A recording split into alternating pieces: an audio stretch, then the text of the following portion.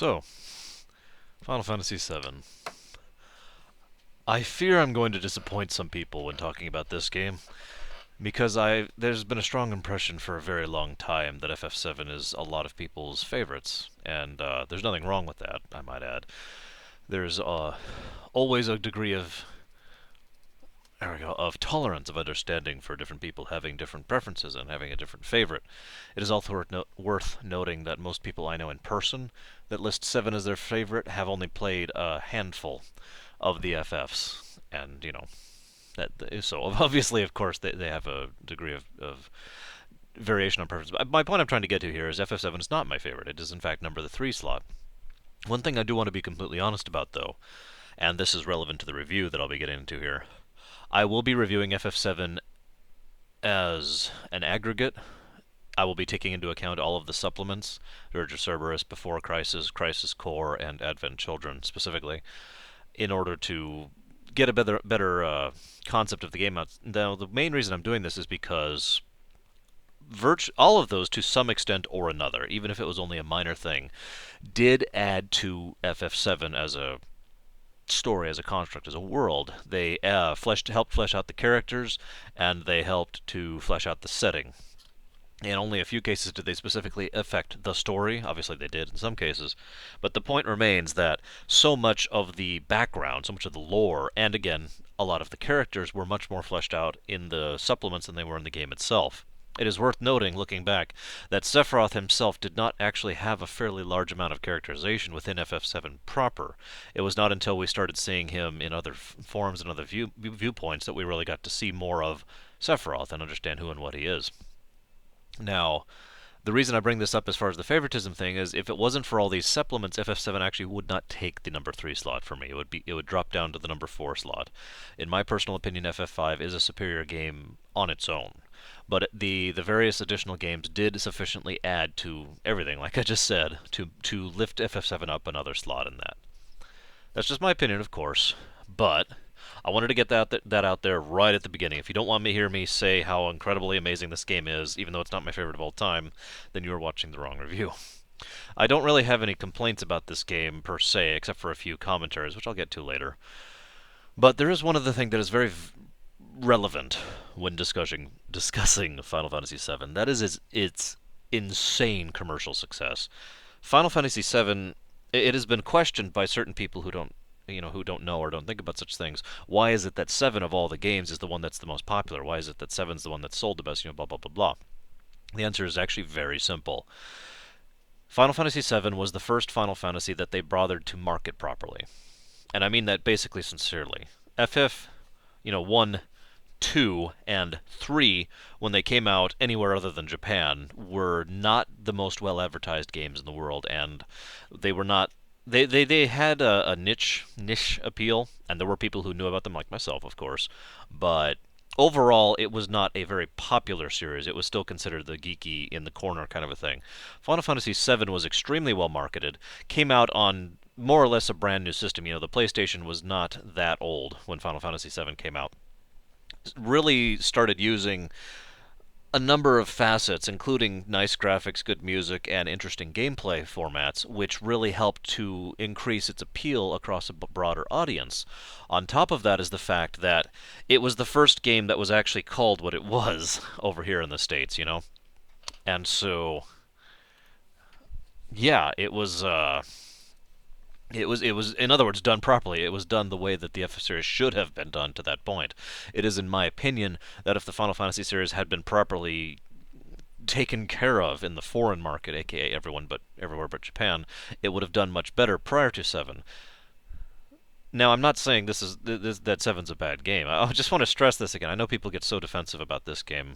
I'm not saying that. I'm just saying it makes perfect sense to me why 7 was the game that exploded in terms of popularity. Why it is that so much happened to it. Why it is that it is the one that received all these supplements when so many of the other games could have. Now, let's see here. I've got a nice list here, and we're going to go ahead and just kind of barrel through this. We're going to get some of the random ones that aren't really connected to anything first here. We're going to talk about... I suppose we're not, actually, because those are actually tied in. I'm just an idiot. Let's go ahead and talk about the gameplay. Let's talk about that section of the game first, because that's a good place to start. Limit breaks were not invented in FF7, but FF7 was the first game to use them very well and use them to great effect. I shouldn't say very well, because this isn't actually my favorite limit break system, but it is one that was very well received. It is one that made plenty of sense. It is one that worked very well for the style and for the terms. The way they were going for it. See, okay, let me take a step back. Limit breaks existed in Final Fantasy VI. A lot of people, a surprisingly large number of people, don't know this, but when you were to a very, very low amount of health in Final Fantasy VI and you made a regular melee attack, you had a certain number of percentage chance, I don't remember what it is off the top of my head, to do a desperation maneuver. These desperation maneuvers were all extremely powerful attacks, usually some kind of AoE, and would just kind of decimate everything, which probably sounds familiar. In FF7, they wanted to be a little more obvious about it. You know, again, like I said, several people don't even know about that because there was nothing indicating it anywhere. It's just something that might happen occasionally. In fact, I distinctly recall back in the day, my friend who was playing FF6, or, FF3, had one happen to him at random, and he thought it was a glitch. Because, we knew about the sketch bug, and we knew about the psycho sign and all that fun stuff. So he was under the assumption that what had happened was he had glitched the game, and didn't think more of it, So bringing that more to the forefront so the players are actually aware of what a limit break is and how it works and what it does, good move. The next thing they did that was a good move is rather than just to have one desperation maneuver or limit break per character, they had several. They had it so that you could actually level the system. It was extremely basic. You had 2 per level, with some exceptions, of course, and then you had the 4 tiers of levels. And that was it. That was the full extent of it. And using amount of kills and amount of usages in order to level it was very simple and very intuitive, and most people figured that out without needing a strategy guide or anything like that. So, with it. And having an actual the other different thing they did was rather than have it just be, you're at low health, so you're going to do a limit break, they made it so each time you were struck, your limit break bar filled, and then you could use it more or less at your leisure at that point and on. And so you had the possibility of actually using it tactically. You had the ability of actually using it with some degree of strategy involved, rather than just getting lucky on a random strike, which is funny because that's what they would go back towards in FF8, but moving along. In so doing, they created a system where limit breaks were something that had a degree of plot relevance because they were something that was true in lore and story, but ultimately what existed to satisfy the demands of making the game more fun. The whole point of limit breaks wasn't necessarily the stats or to just be a fancier way of doing stuff, or I'm sorry, a different direction, a better way of damaging the enemy. The point of limit breaks was to be flashy, was to be cool. The whole point of the limit breaks was to look cooler and to destroy the enemy in a way that looked awesome, and that's one of the reasons that so much effort was put into the limit breaks. That's one of the reasons they're so flashy and they're so ostentatious, if I might say so. But not that I'm disagreeing, I think they should have been, because, again, the whole point was to make them funner. The whole point was to add that cool factor. I'm with it, definitely. So I overall think the limit breaks were pretty well implemented in 7. Probably, I would have to say, the best system I've seen of the various games that has implemented limit breaks. Ultimately, if I were to choose, if I was making my own, I would probably do a blend of several. But of the ones we have existing, I think 7 probably pulled it off the best. That's just my opinion, of course. The overdrives in 10 would probably be my second favorite. And then 8s, and then 6s, and then 9s dead last. Anyways, I'll go into that when I get there. Moving on, there's actually one other thing I wanted to talk about. I knew there was something before I really got into this. Final Fantasy VII, to a lot of people like me, who know a great deal about the series as a whole, look at it as sort of a strange... the golden goose syndrome, I'd almost call it, but it's not actually the golden goose. Imagine, if you will, I'm borrowing this analogy, as some people will probably recognize. Imagine, if you will, that if a certain goose happened to, under certain circumstances, at the right time of day, under the right circumstance, with the right feed and the right temperature, managed to lay a golden egg. One golden egg. And it was such a freak accident, is kind of what I'm getting to here. Let me back up a bit. As I mentioned back in Final Fantasy VI, it was kind of the last hurrah of what is commonly referred to as the old guard of Final Fantasy. Obviously, several people kept working from that point on, but if you look at the careers of the various major names, and even all the names of the Final Fantasy people, and what games they were interacting with, you see a trend that kind of goes like this. With the division point is actually FF6, to be honest with you. As I mentioned, that was the true hybrid between the two. And if this isn't getting the point across, imagine this is a graph, and this is how many game. I'm sorry. This is the games, and this is how much they worked on them, or how many people worked on them rather. And so of the new guard, you see this increase over here, and of the old guard, you see this decrease as the games goes on, right? Anyways, so FF6 was the true hybrid. FF7 was basically the time at which so much of the old guard had handed the reins over to the new guard and said, "Here you go, take care of it." And there were still old guard people working on FF7, and it shows, and it is a definite influence. But the new guard wanted to do things differently, and indeed, that's all the whole reason they did this. Now, let me make this absolutely clear. When I say the new guard, I'm not saying that they are worse. I know a lot of people use that to describe newer FFs as though they're worse. I will freely admit that I think the much more recently FFs are vastly inferior games to any of the ones I've talked about thus far, including this one. However, that is not what I'm referring to when I say the new guard. What they did, and I think this was the right move, was they went to people who were new, who had only just started working on the series or hadn't worked on it at all, and said, "We want to do something a little different. We're going to continue to contribute." Sakaguchi himself had a very strong influence on the game in Aerith's characterization in a way I will talk about later. But and of course Nobuo Uematsu was still doing the music, and this is probably right about when he started to feel the pressure and wanted to retire from the Squaresoft series, which again I don't blame him for. I'll get to that in FF9, which is the actual turning point for him. But overall, this was definitely one of the new era of Final Fantasies had officially started with Final Fantasy VII. And I'm not saying that's a bad thing. Quite the contrary. What I am saying is that it is a very different thing. That was the whole point, actually. FF7 and all the FFs that follow, to some extent or another, have a very different feel in terms of style, in terms of theme, in terms of construction, in terms of structure, compared to the older Final Fantasies. And there's a good reason for that. Again, I'm not saying that's a bad thing. So, I just wanted to get that point across because it is interesting to me to look at it from a development perspective, basically, the changes that went in behind the scenes, if you know what I mean, being something of a geek. um, Now, one of those changes that was very readily apparent right off the bat was the fact that they wanted to go back to the customization thing. As I've mentioned before, the level of customization that the player has received throughout the FFs has kind of done this. Just to start more recently, FF4 you had virtually none. It worked for that story, but you did have virtually none. FF5 you had quite a bit. FF6 reined it back, as I mentioned back in my review. It was the hybrid. You had the static, and then you had the customization on top of that. FF7 skyrocketed the level of customization to one of the highest levels in the series. And in my opinion, probably the single best example of the furthest extreme of customization without going too far. Allow me to explain what I mean just really quickly here. If you can imagine, over here is total 100% customization, which FF10 would probably be the closest. Actually, I guess FF12 really is the closest, but whatever. It's still not 100%, but it's dang close. FF12 and FF10 are way over here on the edge. And over here is the complete static. This is what you have, period, and it never changes, which, FF4 would probably be the furthest in the series over here. You get the point, right? FF6, like I said, was right in the middle. Perfect blend of the two. But FF7 was much more leaning towards customization, but didn't go too far. It still had just enough of a degree of mattering and difference between the individuals that you still had the individual mattered, and okay. Here's the catch. Okay, here's the rub. Ooh, that's a long, loud song. Sorry, I'm listening to FF7 soundtrack here in the background. Or in the background, you know what I mean.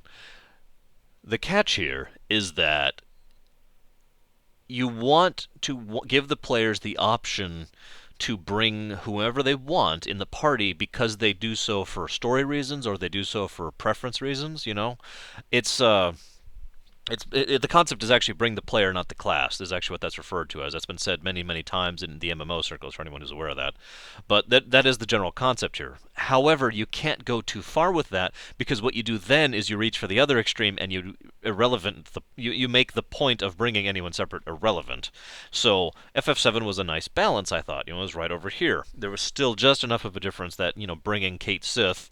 Yes, I know it's not pronounced that way. No, I don't care. Instead of Vincent was an actual choice you could make. It wasn't a big one, but it was still a choice, and I liked that. Now, speaking of customization, let's just go and dive into that, shall we? Let's talk about equipment first, because that's one of the more minor things. One of the decision choices the new guard made with regard to FF7 was to really flatten the equipment system. In FF6, which I personally think is the favorite way of doing that, personally, by my personal opinion, had a great deal of complexity in it, all things considered. Each individual had weapon types that were their own, but also were shared. Some were shared amongst different people, some were shared amongst everyone. Very few actually were shared amongst everyone. But my point is there were no extremes with a few exceptions. There were some weapons where only could be used by this guy, and there were a few weapons that could be used by everyone, but overall, it was a blend. These 4 people can use this, these 6 people can use this, these 5 people can use this, blah, blah, blah, right? And that was true for all the equipment slots, of which there were several. A helmet, chest piece, left hand, right hand, right? Now, 4 may not sound like a lot, but when you're talking about a system like this, that is a decent amount. In fact, probably the optimal amount. FF7 brought the total we could also count relics in there for 5 and 6, technically. But anyways, FF7 dragged that back in terms of complexity and said, no, no, no, no. We're going to have accessory, armor, weapons. Now, the accessory slot is something that would continue in FFs for quite some time after 7. It was an idea to basically have half of the potential of what relics introduced back in FF6, and basically make it something. Here's how the way it was designed. From a development perspective, we need to have something that everyone can equip to add another small layer of customization. So you could, whoever you bring, you could put whatever accessory on them. The trinket philosophy basically is what this is, and they can be. It's always going to be something relatively mild. Immunity to poison, auto berserk, auto haste, things like that. They were all relatively minor things that could help or couldn't help and could be swapped out more or less at will with your entire party, which was the point. It was supposed to be customizable to a full degree, but only affecting things in a small way, by design, right? Then, so when we're counting that, what we have left is weapon and armor. Now, this was interesting because they went total opposite extremes with both of these. Each individual had their weapon list, and that was it. No one else could use these weapons on their list, and they couldn't use any weapons from anyone else's list. So, Cloud's swords, Tifa's punching things, gloves, that's what I was looking for, Tifa's gloves, punching things. Barrett's guns, blah, blah, blah, blah, right? On the other side of the extreme, we had the armor, which anyone could use. Anyone could equip any armor, and it was interesting in both cases because when you really get down to it, the armor only existed for one real reason. There were benefits to some armors, let's be honest, but those were the exceptions. Those are the exceptional, the really good armor had stuff in addition to materia slots, which is the real purpose of armor. But I'll get into that when I get into materia. That's going to be a whole discussion by itself. Weapons, by contrast, at least had a point to them in addition to, the obvious materia slot thing. Again, materia slots was a very important part of weapons. Indeed, one might say 50% of the part. But the other point of weapons was because in FF7, thanks to, again, this feeling, this design intent of customization, you did have the availability of making an all-melee party, or making a melee mage party, or doing it however you want. And so it was important to have the weapons matter and actually do differing types of damages and have different effects on them and blah, blah, blah, in addition to just being materia housing locations, if you follow what I'm saying here. So I thought that was a good balance between the two, and it also makes sense why they did that in that manner to the extremes of, you could only equip your weapons, because that way it's much easier to balance to the individual, if you see what I'm going here.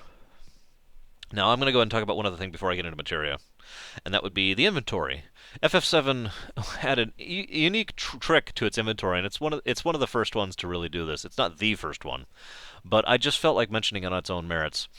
In FF7, all of a sudden they added a whole slew of items that could cast spells, basically. All sorts of them. Tons upon tons of spells that could be cast from items, right? And some of them weren't even spells. Some of them were just, the great grenades come to mind. You could just fling a grenade and do typeless, I think, damage to everything, Made perfect sense. It was interesting because if you look at it in the perspective of just playing the game once through, it seems almost completely superfluous. But if you look at it from the perspective of the challenges, which is something that they were aware of and something that, as I mentioned, really got its start in FF6, it makes perfect sense all of a sudden, because if you're doing a no materia game, or a no materia no limit game, or no materia no limit single character game, or whatever combination, having an inventory that can cast items suddenly becomes very useful and very valuable. I should know this myself because I've done games like that, done challenges like that, where the inventory items suddenly became useful, more or less out of nowhere. And whereas before, when playing normally, I barely noticed they existed. And I thought that was really cool that they added that in. That may not have been the only intent they did it with, but what they did in doing so was gave us another tool in order to have more fun with the game, and I'm always in favor of that. Now, I'm going to go ahead and stop here for just a second. I apologize. I'm a little bit far in the video. I meant to say this first before I said the other first thing. This is the last game that I'm reviewing in the Final Fantasy series that I genuinely and honestly implore you to go play.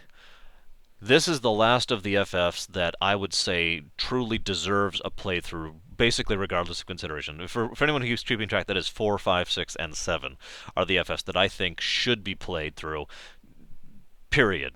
To be completely honest with you, I think that these games, all of them, all 4 of them, are cornerstones or at least contribute to the pillars that are video gaming as a whole, and have done so much to change the medium, if you know what I mean, and are just amazing games on top of that fact. And so I personally believe that experiencing them is something that people should at least do it to some point or another. I have had a couple of commenters either send me comments or messages saying that the games are either too hard or too irritating or whatever. As a side note and as a side thought, you could find one of the playthrough walkthroughs, one one of those 100% walkthroughs that does everything and shows everything on YouTube, and just watch through that. Lord knows that my second time, my second playthrough, there we go, of Metal Gear Solid 4 was on YouTube. Because he got 100% of everything, and it was cool listening to all the codecs and all that fun stuff without having to actually play the game through before. So, just a thought. But in all seriousness, I do recommend FF7 be played by everyone who watches this to some extent or another. YouTube, actually sitting down and playing it. It's also one of the easiest to acquire of the FF games at this point, because you can get it on the PSN, on your PSP, or on your PS3, or of course you can get the original, which can be played on the PS1 or the PS2. It's hard to get more accessible than that. For those who are wondering, no, there has not been a remake. We're going to lead this into my next point. There hasn't been a remake yet. Now, this is actually very frustrating because, as I've said many, many, many times, a proper remake, in my opinion, is a good thing. You can't do it too soon. This is another one of those things that it's good in moderation. You don't do it too soon, that's just cheap. You don't do it poorly, that's just a port, which is, again, cheap. You do a proper remake, you really help make the game better than it was, and you do it on a more modern system with modern conveniences of UI and features and whatnot, and graphics. The graphics are like the least important of these, in my opinion, but they are on the list. So that people like me, can go and enjoy the game except better, and people who have not played the game before can play a better version of the game which lacks all of the irritations of the old version and actually enjoy it for the first time. You with me? Squaresoft was basically the champion of remaking, of proper remakes, until something changed, and I don't know what exactly. I could point to a certain individual, Yoichi Wada, I believe is how that's pronounced, and I just want to take him to a corner and punch him in the gut for a few hours, not just for this, but for several other reasons, because his flagrant stupidity knows no bounds. But it is worth noting that they were already doing a remake all the way through, right? They did FF Origins for FF1. They did the GBA remake for FF1 and FF2. They did the DS remake with FF3, and it's worth noting, I'm sorry for diverging just a second, I just feel like talking about this. The remakes follow almost the same trend that the FFs themselves did. Each new game, they learned more and grew more, and then they'd try something, and then they'd expand on that and try something, and so forth and so on, right? The FF1 remake worked great, so they tried to do that and actually add some content to FF2. That worked great, so they did additional content, adding to it, and tried moving to a whole other engine by using the 3D engine on the DS for FF3. That worked, so they took it to the next step, added everything I just mentioned, added in voice acting, added in whole new cutscenes, actually added to the story and the plot and filled it out more for FF4, the pinnacle of all remakes. And then they stopped. Now, I was actually really, really, really excited because the trend had been rather solid up to that point, and I was really just looking forward for the FF5 remake and, the remake that would make me explode with happiness, the FF6 remake. If that actually did a proper remake to FF6. I don't have words, Now, why is this relevant to FF7? Because I, of course, being myself and having my own preferences, if they were like, okay, we're going to do one last remake, this is the last proper remake we're ever doing, I would pick six in a heartbeat without hesitation or question. However, I would be an idiot if I didn't recognize the fact that, popularly speaking, the vast majority would pick seven, including the developers themselves who have wanted to work on an FF7 remake. And so many people want this to happen across the board. This is one of those strange near universal things. At least 90% of people who have an opinion on this matter think FF7 should be the game that they give a proper remake to. Now, opinions vary wildly on what that remake should be. I personally would be happy with, say, the graphics overhaul to the FF4 DS remake level, which is not that severe. It is more advanced than FF7 was. It would actually add textures and polygons and make it smoother in terms of animation. But I know a lot of people would accept nothing less than, say, a remake to the level of FF10. I know some people wouldn't accept anything less than a remake up to the level of FF13 in terms of graphics, in terms of style, in terms of the system that goes into the place. So that may be part of why it is, but to be honest, I don't think so, because at the very least, that's not the statements they've been giving have been giving the very clear impression that they're resisting doing so out of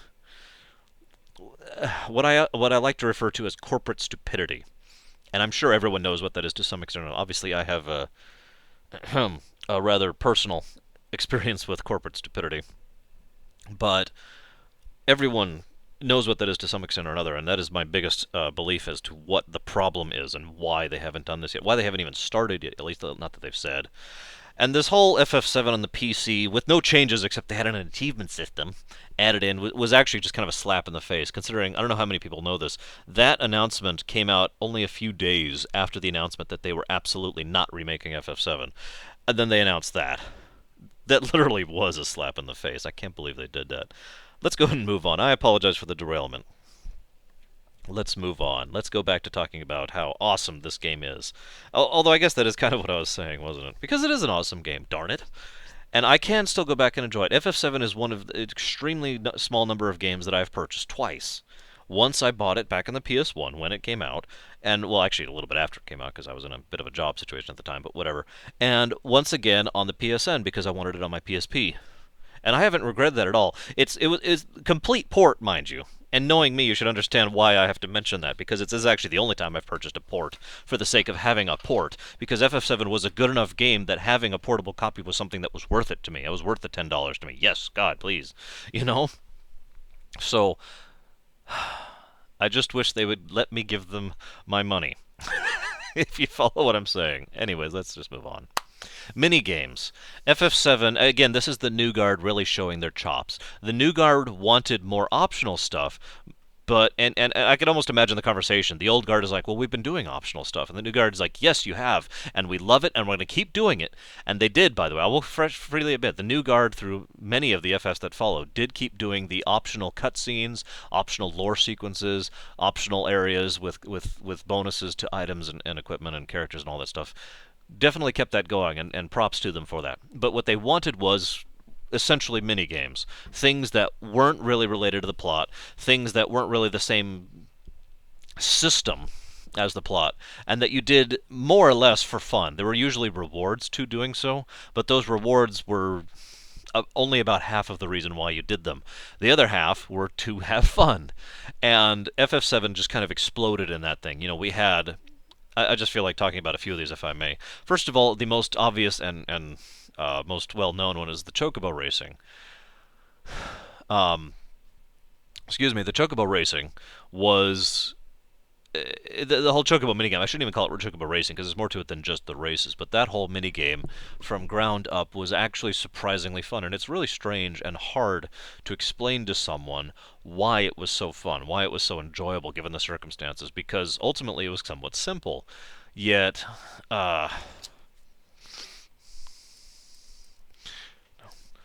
Sorry.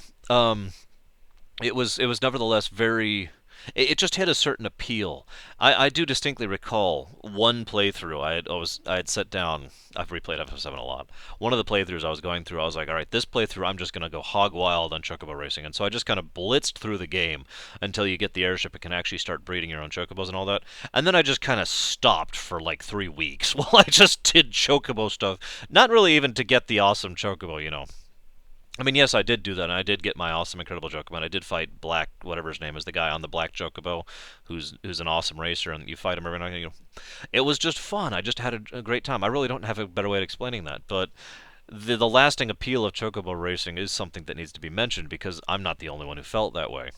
And they did actually have proper rewards for that, not just in a massive amount of GP, which let you buy rewards from the Golden Saucer, but also in the fact that you could get the super amazing materia, and of course have a degree of transportation much, you know, that's different, not more interesting, not more fun, just different than the actually having the airship, which I think was cool. And there is a certain appeal to riding around the world on a chocobo. um, The next thing I want to talk about is the racing minigame. Yeah, the other one. There's actually three, technically. The other one is the motorcycle racing. Now, this one is very interesting because I've made the comment before, and I know I've heard other people make this comment. In fact, I've heard publications make this comment that racing minigame with the motorcycle was funner than a lot of the actual dedicated racing games that came out at the time, which really says something. It was, again, quite simple. You were on a motorcycle, you had a giant sword, you can attack left or right, and people are going to come after you, and there's a boss. It was astonishingly fun, and it was really enjoyable, and it had perfectly good story reasons for existing in the first place, so hey. And was sufficiently popular that even though it's the one and only time Cloud uses a motorcycle in the entire game, motorcycles became a major feature of Advent Children because of that. You know? And I could keep going over several of the mini games. Those are the only two I'm going to cover in depth. But we also had the snowboarding thing. We also had all of the little mini games. The hoop thing and the rock paper scissors thing, and of course the battle arena, which was tons of fun. I actually rather enjoy arenas and arena type things in video games, and so I ate that up. I had tons of fun with that, especially with the added mechanic in of nerfing yourself to get more points and to make it more interesting. Loved it. All sorts of loved it. Now, you might be thinking, well, Arshinga, a lot of these things you're mentioning were in the Golden Saucer, and yes, you're absolutely right.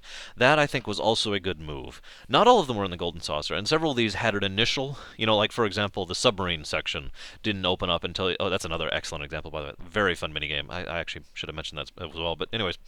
The submarine section, the snowboarding, neither of those actually exist in the Golden Saucer until you do them for real. Do them for the lore reasons, do them for the plot reasons. So what we have here is a minigame that's fun enough that most people can enjoy it the first time through to some extent or another. Hopefully enjoy it. I really should add that.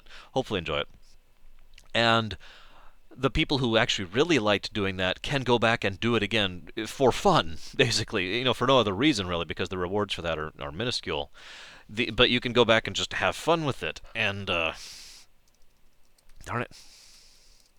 And play it for the sake of its own sake because you enjoyed the experience. And congregating all that in a single spot from a gameplay perspective, from a development perspective, made perfect sense. And of course, there's a degree of lore making sense there as well. It was the Golden Saucer, the theme park of the world, so it made tons of sense to have that all there in both respects. So I just really wanted to talk about the minigames in brief because it was something that really was ultimately new to the series and would continue with the series for quite some time. Next thing I want to talk about is, I guess that's it on mechanics, isn't it? Except for the big one, of course, which, let's go ahead and talk about that. Materia. Now, as I mentioned earlier, FF7 I think is probably the most the best version of large-scale customization I've seen. Like I said, I prefer FF6's system overall, but if we're going the more customization route, FF7 wins out over all the others, hands down for me. Materia is basically all of that. Materia was the logical progression of the relic system, as I already mentioned back in FF6. The relics let you do new things. It wasn't just limited to stat increases. It wasn't just limited to elemental attributes.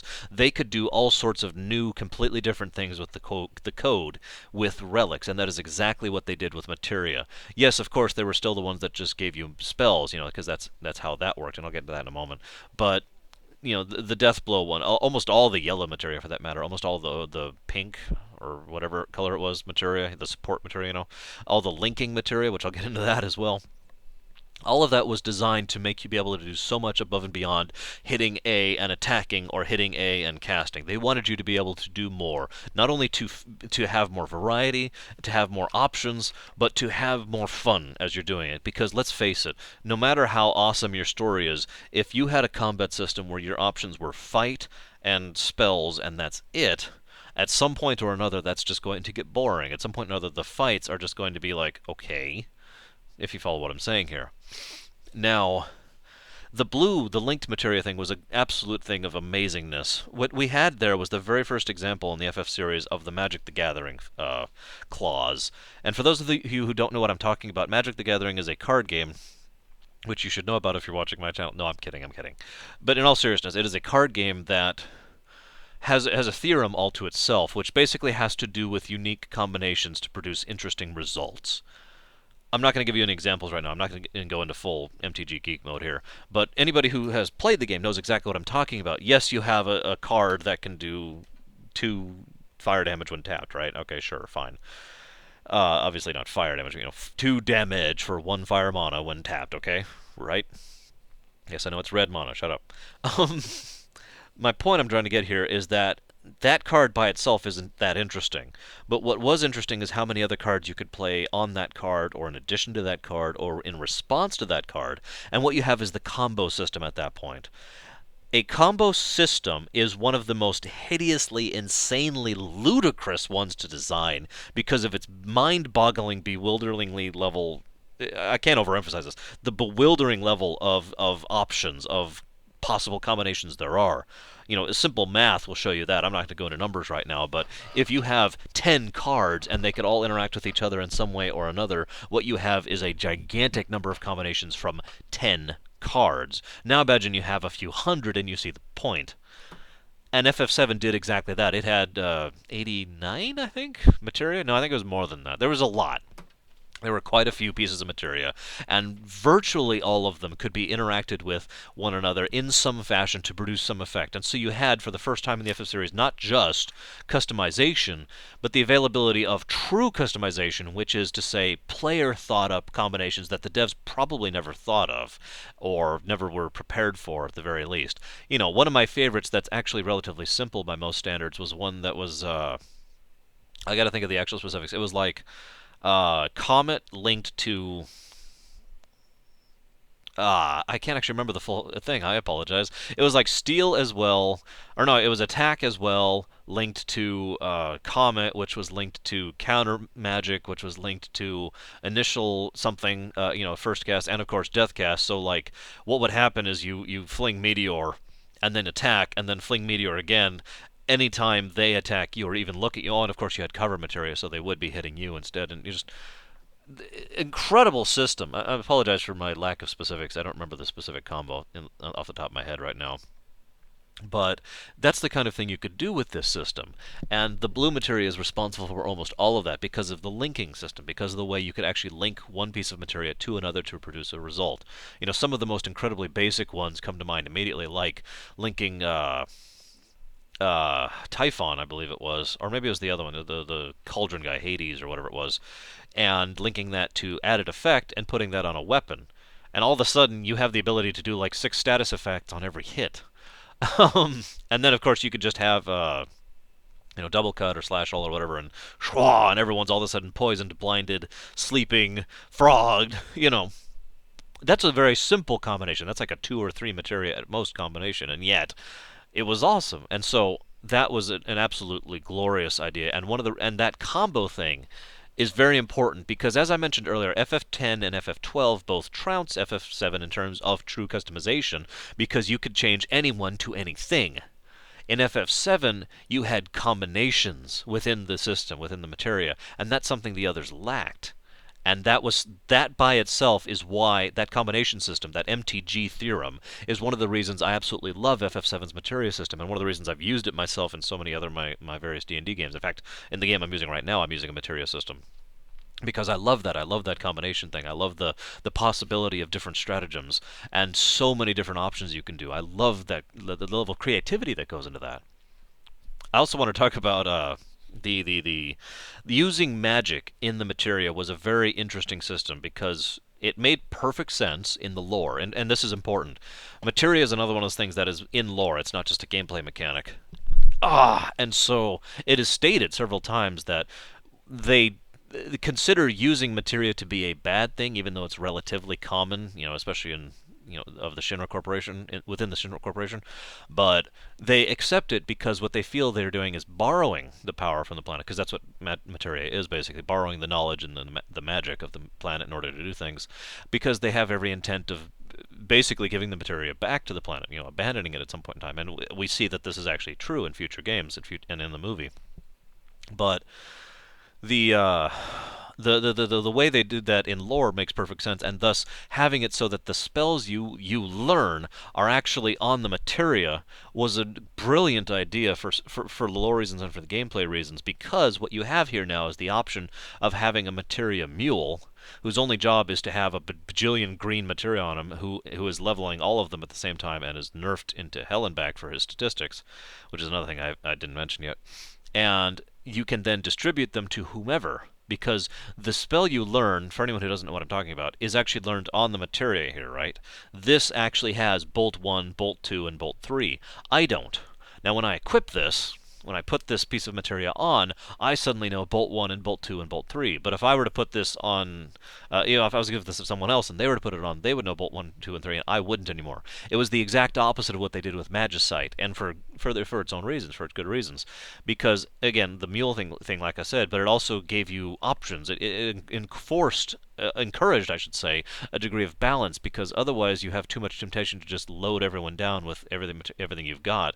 This way there was a degree of thought that should go into it, which, by the way, that sentence I just said also exactly applies to the stats thing, which I'm just going to summarize. Materia also usually lowers, sometimes raises stats as well. And thus, again, if you want a character to be a decent melee, you probably shouldn't load them down with a ton of magic, green and red materia, because it will nerf their melee stats a lot and nerf their HP and all that fun stuff. So there was, again, that's the same previous sentence I said, you still want to have a degree of balance, you still want to stretch everything out.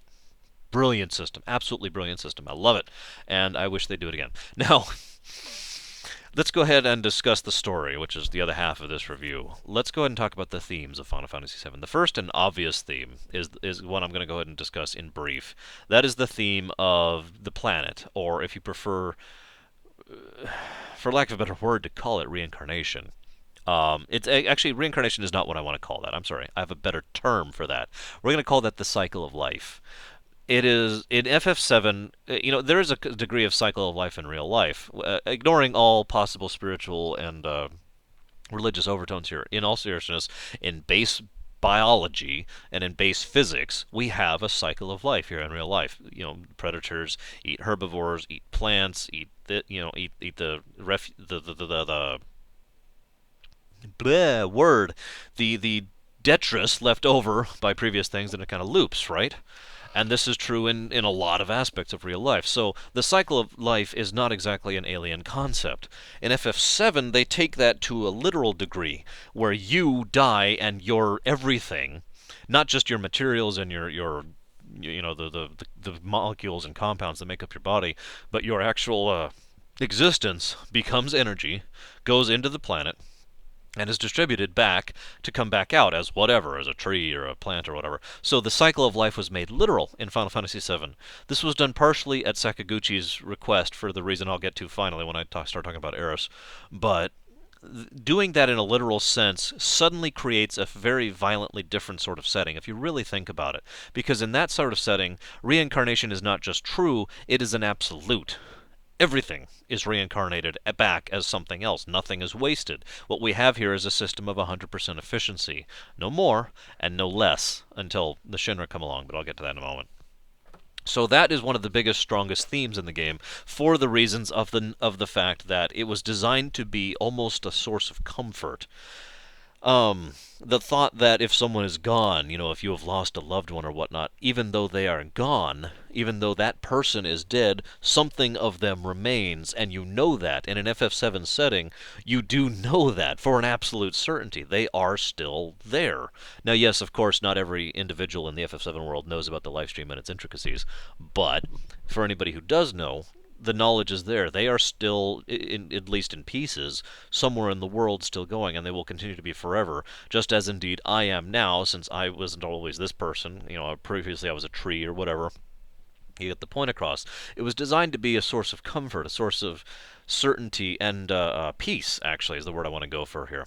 Now, I personally don't go for that, but for reasons we're not going to get into. However, I see where they were coming from, and I understand the concept, and I think that was a good thing for a system, for a game, for a setting like this. So that's the first theme, and it is that reason why the Shinra are so evil.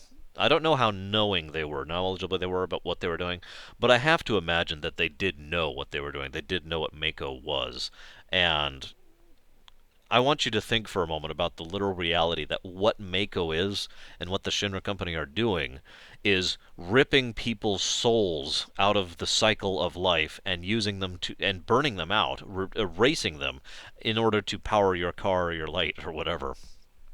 In so doing, what we have is all of a sudden a complete and utter change on a long-term scale, such that the system is no longer 100% efficiency, but is instead 90 or 80 or whatever percent, which will slowly and slowly and slowly shrink. As Bugenhagen, or whatever his name is, himself said, it may take a century, it may take 3, but eventually this planet will die, because over time, if this continues, that energy will not be going back into the planet and no more energy will be coming. People will just start dying out. And so will plants, and so will animals, and so will the entire ecosystem, because the entire ecosystem is built around the live stream. Now, where was I going with that? I guess that's all I was going. But my point in general is, while several have said that it is an environmental message, and it is to a degree, it is more a message about what environmentalism should be about. I shouldn't say that like that, because that's imposing my opinion on something else, so I apologize. In my opinion, what environmentalism should be about. Trees are great. Plants and animals and the environment, green hills and flowers and all that are great. Don't mistake me. But it is of my opinion that they should not be a sufficient cause themselves to warrant such action. Rather, it is the concept that we take to simplify this to a horrible expression, don't soil your own nest. In other words, this is our home, and by definition we should take care of it. We should not dirty up our own nest. That's my opinion, of course, but that is what I think environmentalism should be about. The long-term perspective, like I take on everything, the long-term ideal of making sure that this is going to continue to work and be working, not just for my kids' generation, not just for the next several generations, but in 1,000 years, I want everything to still be good. And I understand, from a logical and from a realistic perspective, that in order for that to happen, things have to happen more or less continuously on a wide scale as possible. Sorry for the bit of the rant here, but I'm just saying that to get the point across that FF7 is very much about that ideal that I just expressed, in my own opinion right there. The concept that we should take care of the now, not just so that the then is going to be better, but then the future, the far future, is still going to have the capacity to be taken care of, have an unsoiled nest, to summarize it back down there. And I like that. I like that theme, and I think that was a very strong one of the way they did that. Now, there is one other big theme in FF7, and it's a very strange theme. This really shows the new guard in a nutshell right here. This is a theme that crops up as well in FF8 a little bit. I'm going to call this theme, "There Ain't No Getting Off This Train We're On." And anyone who recognizes that knows what I'm talking about. You get a star, you get a cookie for that. That theme is in essence about the concept of chosen destiny. Now, let me elaborate here a bit. When I say chosen destiny, I'm not saying... I say that specifically because you are not born... Or actually, I shouldn't even say that. You do not have a set path... I'm sorry. The theme here is that you do not have a set path before you were born. It was not all preordained. It was not all fated. What I mean is that at a certain point in your life, you made a major decision with regard to you, your life, your situation, and your consequences, and started on a path. And the theme of FF7 is that once you've started on that path, you're stuck on it, for good and for bad. If I might use another quote to say it a little more eloquently than Barrett did, once down the dark path you start, forever will it dominate your destiny. And that was used to emphasize why it was such a bad idea to begin going down the dark side over in the Star Wars setting, because the concept was there that once you start, you can't stop. Now, of course, that was incorrect, in at least in some rare circumstances, but the same concept actually remains true. What it does is it emphasizes the fact that momentum in a very non-physical, non-literal sense, figurative momentum, metaphoric momentum, will carry a person further down a path than they actually intend to go. I have started doing this, so I'm going to keep doing this because A, keeping doing it is easier, and B, because I've already started, I can't turn back now. Thoughts like that, that's the sort of thing that keeps people doing that. And in FF7, it is very strongly stated that once any given individual has chosen their path, whatever it may be, they were stuck on it. There's actually only one exception to the whole setting that I can think of right now off the top of my head, and yeah, no, I can only think of the one exception, to be honest with you. For anyone who's curious, that would be Rufus Shinra, and that didn't even happen until after the game ended. But moving along, so that's a very strong theme, and it carries with it an almost strange hope/despair and a degree of consequence about it. Now, let me explain what I mean. Obviously, one of the reasons it keeps being recited as a theme throughout FF7, because several people do give the train line throughout the game, was to get the point across that now that you've started down this path, even though it has gotten hard, even though it is difficult, even though you have encountered tribulations, even though this is a hardship, your momentum will keep you going. We can't get off this train we're on, We have to keep going. And that is a source of comfort for someone who is experiencing such hard times in a chosen path of good or for betterment that they have walked upon. It can also be seen as a negative because the main villain has the exact same problem. And indeed, most of the villains in the game do have the exact same problem of, I've already started down this path, I'm going to keep going down it. Hojo is a beautiful example of that. Sephiroth himself is, as well as President Shinra, are all excellent examples of, I have started down this path, and I'm going to keep going it because, oh well. And when it was a dark thing, when it was an evil thing or an ill thing that they were doing. And so we see its example in both sides of the coin, and why it is that it can be both good or bad, which finally emphasizes what all of this theme is actually truly about, which is ironically tied in with the first theme. The first theme, in a nutshell, is think ahead, be responsible, and take care of your stuff, right? When you really boil it down, when you really sear off all of the detritus on top of that, all of the debris, what you have at the core is think ahead, think about what you're going to do, actually put real thought into it, and be responsible about it. Responsible about the future, right? That's exactly what this other theme is saying. I don't even have to reiterate those exact same 3 points. If you're going to start to do something, if you're going to make a big change, if you're walking into a situation, think about it. Think about it first. Think in the long term. Figure it out. And really make your way, really be certain that the path you're about to start on is the path you want to be, because once you're on it. And so both themes technically tie in FF7, which I think is actually really well done, and almost subtle in its own way. I shouldn't say almost, it is actually pretty subtle, but I do think that was really excellently done, personally. I do think, while we're on the whole subject of themes and whatnot, and Magitech and Mako itself was an excellent idea in its own right. Again, we see the move more towards the modern thing happening in Final Fantasy VII, a theme that would continue for quite some time, actually, with the exception of 9, of course, although that's debatable. Let's not get into that. We'll save that for 9. But, you start to see cars, you start to see airplanes, instead of, we do still have an airship, and it was still superior, but that for the same reasons that such a fictional airship would be in a setting like that, So, in FF7, we started moving the technological inch forward, and we started having a little more, less cyberpunk and a little more science fiction going on, which I don't think was a bad move, of course. Again, as I said, I still think the New Guard was doing things differently for good reasons, and I think it worked out for the most part, especially in 7. I liked the more technological, the more science fiction edge to 7 because, and this is important, they didn't go too far with it. They kept it within a degree of reason. FF7 was still very strongly, very decisively a Final Fantasy game, and it didn't go as far as, say, FF8 would. And we'll talk about that when we get to FF8. But, you know, it still kept it within the realm of reason, and this is a lesson that needed to be learned. I think this was a good move, because they never actually went too far, in my opinion, with the possible exception of 13, but let's just not go into that. Um, and so, what we ended up with here is a continuation of the logical progression of Magitech. Again, one of the things FF7 did was took an idea that started in its 6, but was really just in its larval stages in 6, and actually expanded upon it. Actually turned it into a full-fledged idea. Mako and the technology, the golems and the robots and the ships and the airplanes and the cities were all a logical extension of Magitech back in 6 and the steampunk era that they were going for there. And I think that was a good move on the developer's part. I think that was an excellent decision that was made, and really helped flesh out the setting.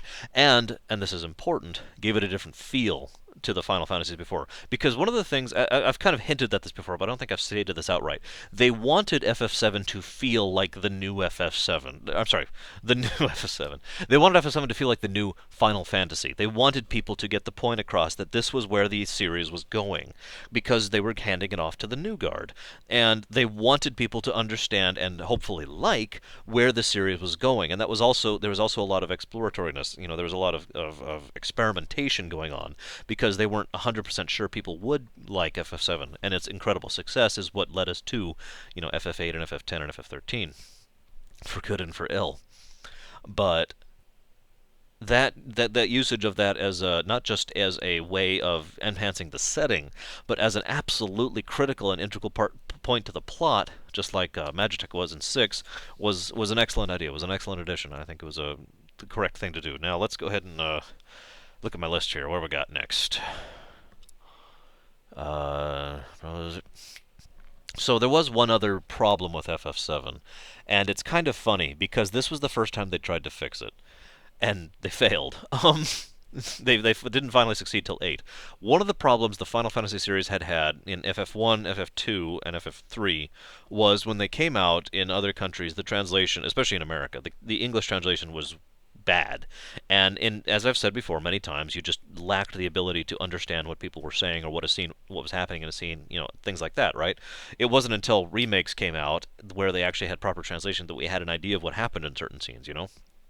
That being said, they had started to notice this problem in FF7, and they insisted on doing a slightly different translation for Final Fantasy VII.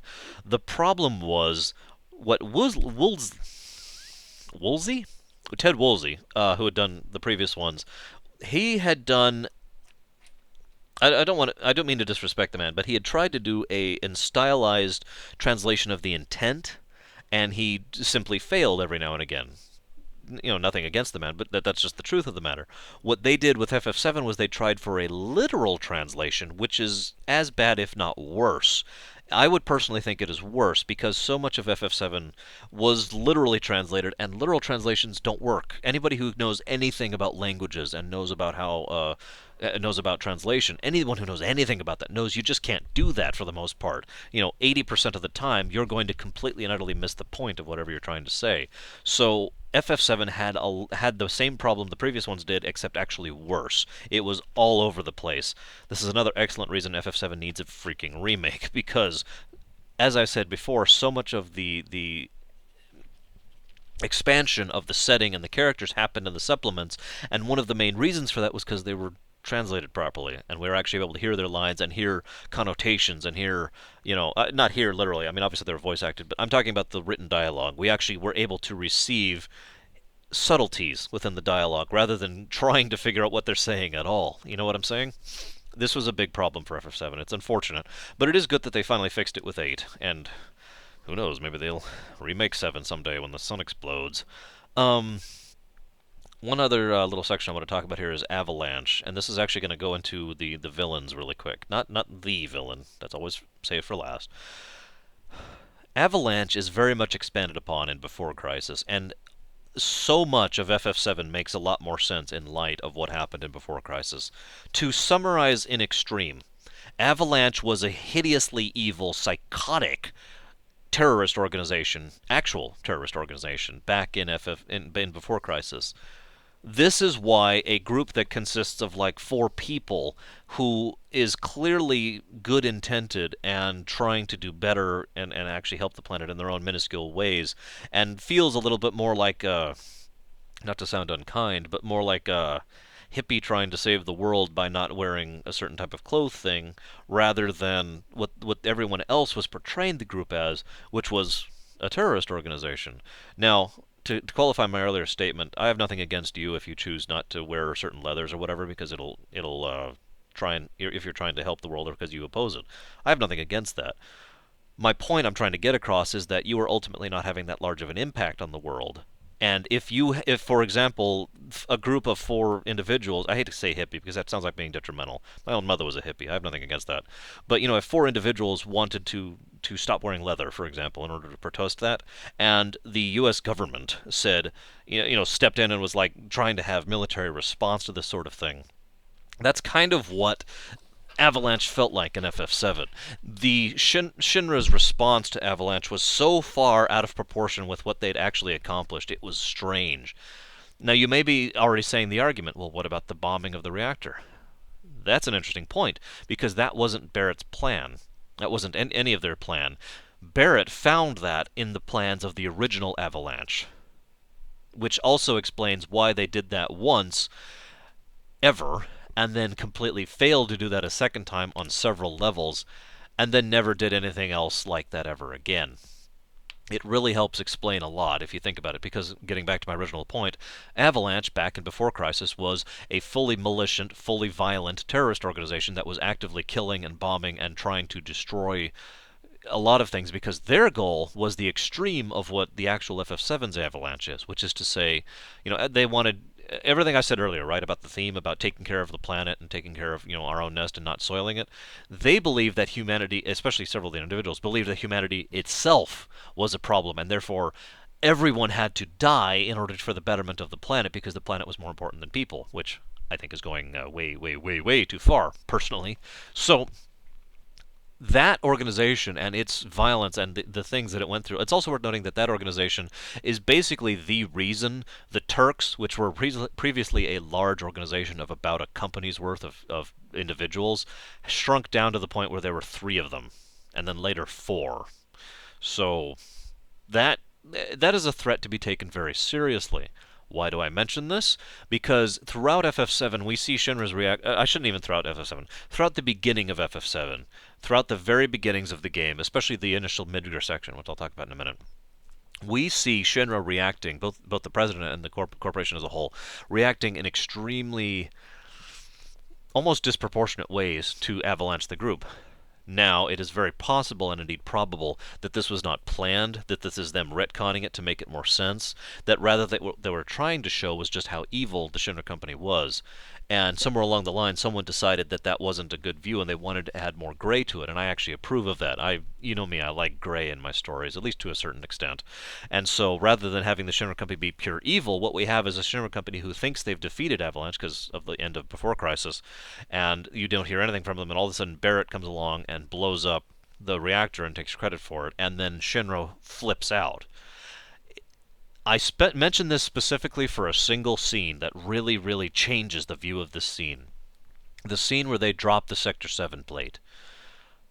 Now, that was an amazing scene. That was powerful, that was impacting, that was terrifying. They actually got across the point somehow with the terrible graphics and the minuscule availability of them, technologically speaking, to get across the point that what was happening was horrifying. There's actually, a lot of people probably know what I'm talking about. There's actually screams during that scene. You can hear them as they are being crushed beneath thousands of tons of steel and rock and mortar and brick and God knows what else, right? Now let me make this absolutely clear.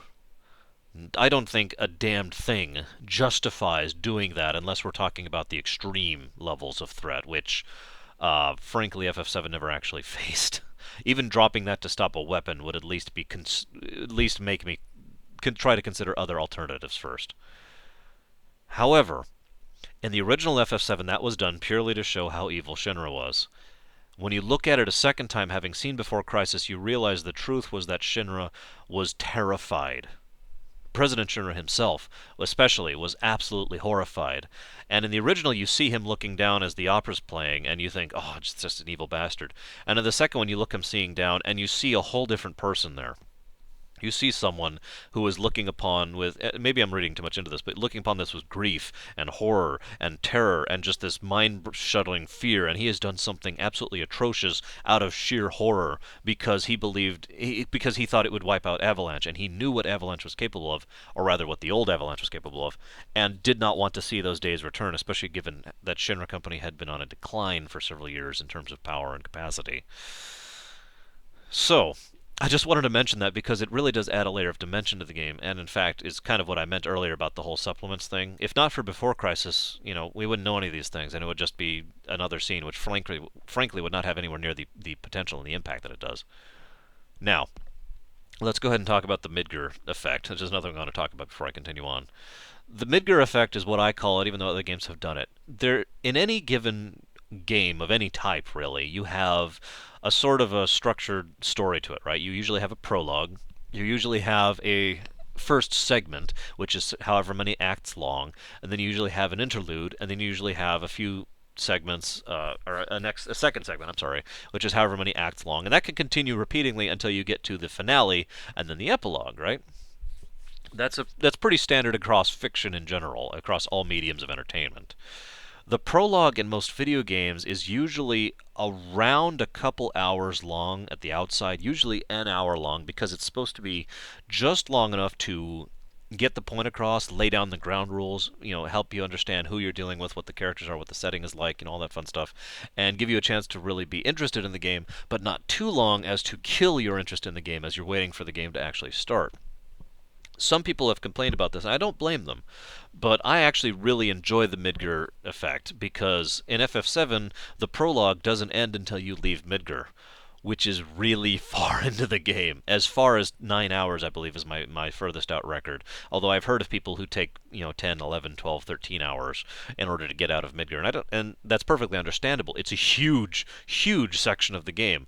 Unless you're blitzing it or know exactly what you're doing or on a replay, that first run through Midgar is going to be gargantuan, as the Midgar theme starts playing her. And I personally like that, but it is something that some people see as a detriment because, you go through this whole sequence. There were people who were new to the FF series who picked up FF7 and finally got out of Midgar and saw the overworld for the first time and were actually kind of confused because they figured the whole game was going to be, that style of gameplay, when you're just going through the segments and the set pieces of Midgar or wherever. And then all of a sudden they leave Midgar and you don't actually ever go back for real. You go back twice. Once for an optional thing and once for the second to last dungeon, basically, and that's actually it. And it was very throwing for a lot of people, but I personally like that. And I think it really helped emphasize the point because FF7 was also a very long game. And when you put that much time and effort into establishing the story, establishing the setting, establishing the characters, what we have is a beautiful situation for a story to really develop, and one of the stronger points of FF7, I think, is the Midgar effect and how long it took them to get through it, because they used that time to good effect. None of it was wasted, in my opinion. Well, okay, that's a lie. There is one sequence which I do think was unnecessary, and that's the shoot, I suddenly can't think of the name of the place. I'm gonna look that up while I stop being retarded. But I think, except for this one little exception, this is actually debatable, because even this was used to advance the story and the setting of the plot. Except for this one little area, the overall Midgar section was used to good effect.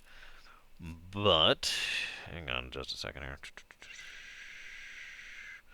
It's not going to tell me, is it? No, it isn't. Darn it. It's the section where you find out that the sector, where Don Corneo is. Wall Street. That's it, the Wall Street section. I understand that cultures are different between the West and the East, and that's fine, and I try to be tolerant, I try to be understanding. That doesn't mean I have to like the section where you have to cross-dress in order to gain entrance into a place that I don't even want to name, because I don't want to get into that sort of thing on my videos. So, but in all seriousness, even that didn't actually bother me, and the reason why is because every time they implied something horrible or something tawdy or whatever you want to call there. They did so for humor factor. Again, as I mentioned before, FF5 was the first game that really brought humor into the series, and FF7 continued that in its own quirky way. And one of the ways they would do that was that kind of tongue-in-cheek, almost not Monty Python, Rocky Horror Picture Show style of thing, which actually is a bad example. And of course, I can't stand the Rocky Horror Picture Show, but that's preference. Let's move on.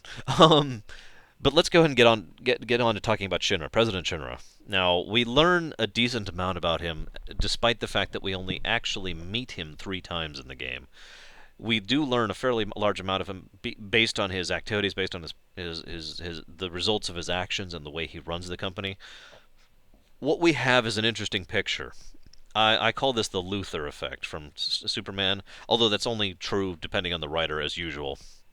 But the good Luthor, or rather the well-done Luthor, in my opinion, in the DC Comics is the one who is a villain with good publicity, is the name of this trope. This is a villain who goes out of his way to make the people want him to rule them by making sure that he's doing a good job of doing it and making sure that he's keeping them happy while he's doing it so that he can continue to rule with relative ease. That was President Shinra in a nutshell. Still an evil bastard.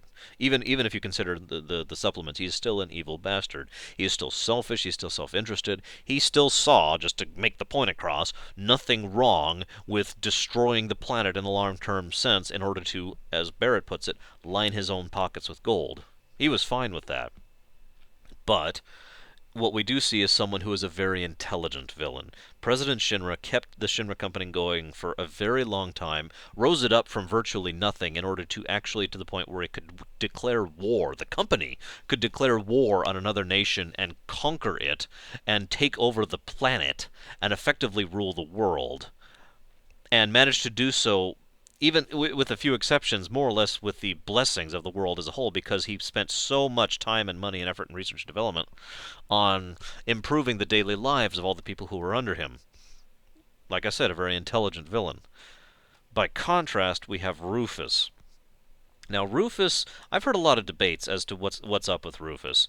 I've heard a lot of people say that Rufus was never bad to begin with. I disagree completely. I think Rufus is the one truly powerful example of a redemption story within FF7. It is worth noting that a true redemption cycle, a true redemption story, is not someone who was always had some good in them, always had some nice part of them, but someone who was an evil person, someone who was a bad guy, and genuinely had a change of heart and decided of their own volition to stop being that kind of person and chose to change who they are, chose, to put it into terms, to change trains, to change tracks. Rufus, I think, is one of the strongest examples of that in a lot of examples, actually. But, the fact, and, some people have said, it's because he felt guilty. Some have said it's because he wanted to take over again. It is my opinion that Rufus was a true redemption story. This is, of course, my opinion because there's only so much to support this.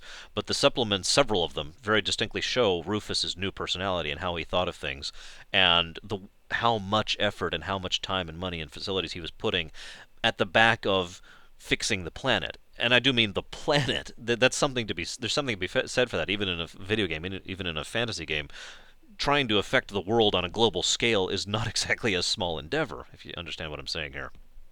Now, why do I mention that? It's all to put into contrast the fact that he was worse than his father in every way. He says it himself when you first see him for the first time. I will rule the planet through fear because it's easier. It's too expensive to do it my father's way. Why waste good money on the rabble, basically? And that's really is his perspective. Now, it can be stated that Rufus was very sheltered and did not grow up in a loving environment. It could be argued, because as we learn again through the supplements, Rufus's backstory, he was given a decent position but not taken care of by his father. His mother passed away, or I think she passed away, I actually don't remember, but she was so irrelevant as to not matter. So he was raised by the company, basically, and raised in a corporate environment, which by itself would screw you up. And then on top of that, we have the fact that his father never actually cared, nobody actually cared of him for that matter. And so he just wanted to follow in the footsteps of what he understood and wanted to take over, which is why he backed Avalanche back in Before Crisis. As a response to that, he was then exiled to Junon. I had to really think about that one. Exiled to Junon, and never had a chance to grow, if you understand what I mean. He never had a chance to develop as a character past that point. We do see a slightly different Shinra by the end of the game than we do at the beginning, so it is very possible that his redemption was a long one rather than a change of heart like that. It is possible that he was trying to that he was starting to see the world for the first time and see other people and interact with other people and actually have examples to show him how bad he was, to start having a change of heart over the course of the game until it reaches the point where he dies and finally makes the critical decision to say, okay, I don't want to be this anymore. I want to do better than this. I want to do more. So, that's Rufus. Let's go ahead and talk about the Turks next. The Turks are funny because they are incredibly popular, and you can almost tell they knew that they were going to be. And you know what's funny is I don't even know where to start on the Turks. I could actually talk about the Turks for a very long time. I'm not going to, but it is a very interesting thing to see people who are effectively a hit squad, a goon squad, to do the dirty work, and yet at the same time, no individual on that group is an evil character. Not an actually. I'm not talking about D&D evil. You could argue that several of them are neutral evil. That's not the point. I'm talking about as in President Shinra evil, as in Sephiroth post psychosis evil, as in Hojo evil. I'll get to him in a minute. None of these people were evil men or women. They were just professionals doing a job, and it's probably because this new aspect to their job to security is a relatively recent one, as I guess I just said. Originally the Turks did have their own purpose and point back when the Turks were a large organization, when they consisted more of four, back before Heidegger was their direct superior, which is a recent change as well. And after the changes of everything that happened, including the wiping out of so many of the Turks, and Heidegger taking over was a big deal because Heidegger was an evil bastard. I'm not even going to talk about him in length. Heidegger and Scarlet, I'm not going to talk about at length, or Palmer. Heidegger was an evil bastard who was an idiot and an incompetent. I don't even no idea how the hell he ended up there. But then again, I ask that question every day of certain, of corporate America in general. Second one, Scarlet, sadistic evil bastard who no idea. It is very heavily implied she slept her way up, which is just even worse. Then we have Palmer, who likes lard in his tea. Blah. Moving on. But Heidegger, being such a horribly evil, incompetent man, most likely ruined the Turks and turned them into the group that they were by the beginning of the FF7, where they were doing wrong, where they were doing ill and doing ill intent. And while the Heidegger remained technically in charge of the group, it is very strongly implied throughout the game that Heidegger's actual influence over the group kind of stopped, except to the point where he would give orders to Seng. Oh my gosh, I can't pronounce it. Tseng. I can't say it. I'm sorry. And maybe I was saying it right. But Seng. I have such a problem with pronunciations. I really do feel bad because I mean no disrespect. Heidegger was still giving direct orders to him, but he was not in direct charge of the rest of the Turks, and as is demonstrated, because the rest of the Turks were basically on independent mission for basically the entire game from that point on. And so while we see the Turks being horribly evil bastards at the beginning by their actions, as the game goes on, that becomes less and less because they're no longer in interaction with their boss, who is a horrible person. And once Heidegger goes away, and once that whole thing stops being a problem, the Turks stop being like that. You could tell there's an actual degree of relief when Rude and Reno offer up the option to not fight you when you're going through Midgar the last time in the second to last dungeon. Only Elena still wanted to keep fighting, and that was only because she was clinging to what she believed to be the professionalism of the Turks that her sister engendered, and who we met back in before Crisis. So I think it is then therefore logical that by the time we see them again in the future games, or in the future, most powerfully in Advent Children, the movie, that what we see is people who are actually decent folk and who finally have a chance to, they're still working for Rufus, or rather they're working directly for Rufus now, but this is Rufus with a changed heart. And so now they can actually be decent folk, and for the first time they are free to do so. They're probably still not, good guys, but the Reno and Rude especially that we meet in Advent Children are much better people, much more fleshed out people, of course, but much better folk than they ever were allowed to be before, because more than anything else, what they engender is that professionalism, which is something that a lot of people can't understand. But I do personally understand that loyalty, that dedication to doing your job, even if it is not something you want, to following orders, in other words, is something that makes perfect sense to me, to my regret. Let's talk about Hojo. I have said more than once that the actual villain of Final Fantasy VII is Hojo, and I mean that sincerely. I stand by that statement. Hojo is what I hold up. I was talking back in FF6 about the concept of a complete monster, which exists in TV tropes and whatnot, and is a concept, regardless of that, obviously. But when I'm of course more picky about my definition of a complete monster than they are, as I mentioned back in FF6. Hojo is the example I hold up other individuals in fiction to say, are you a complete monster? How do you compare on the Hojo scale? Hojo was everything wrong with a human being that can be.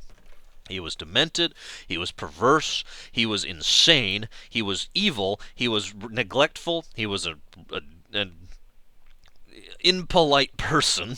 He had no tact, no subtlety about him. He was an idiot and wouldn't admit it.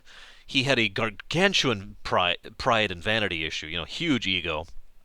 He actively wanted to ruin the world because it interested him. He was just a terrible person in basically every way that you can list. And so much of FF7 happened because of Hojo. Now, I had a friend of mine who argued me back on this one, who said, well, you could say that about everyone. About just about everyone. And while that's true, and we can get into what ifs and how to's till the cows come home, Hojo is directly responsible for so much of the ill and evil that happens in FF7 that it precipitates so much of what else happens.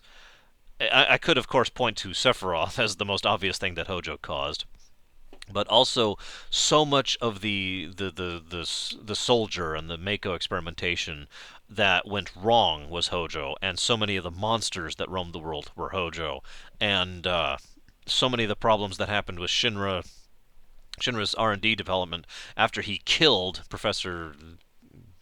I suddenly can't think of his name. The actual professor.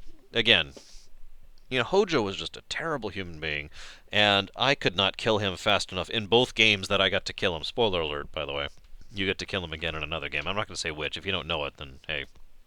But he deserved to be wiped off of the face of existence. He was a stain and a complete monster. Now, let's go ahead and talk about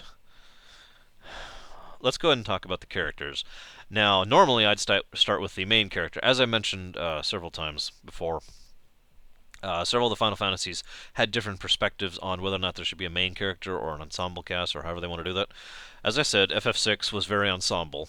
Is actually the only FF to have an ensemble cast, but most of the FFs have a varying degree of main character. For example, FF4, just to use a specific example, had a very strong main character in Cecil, but the other main characters, being Rydia, Kain, and Rosa, all nevertheless had a very strong tie on being called main characters. They were very core and integral to the plot, and a lot of it revolved around them.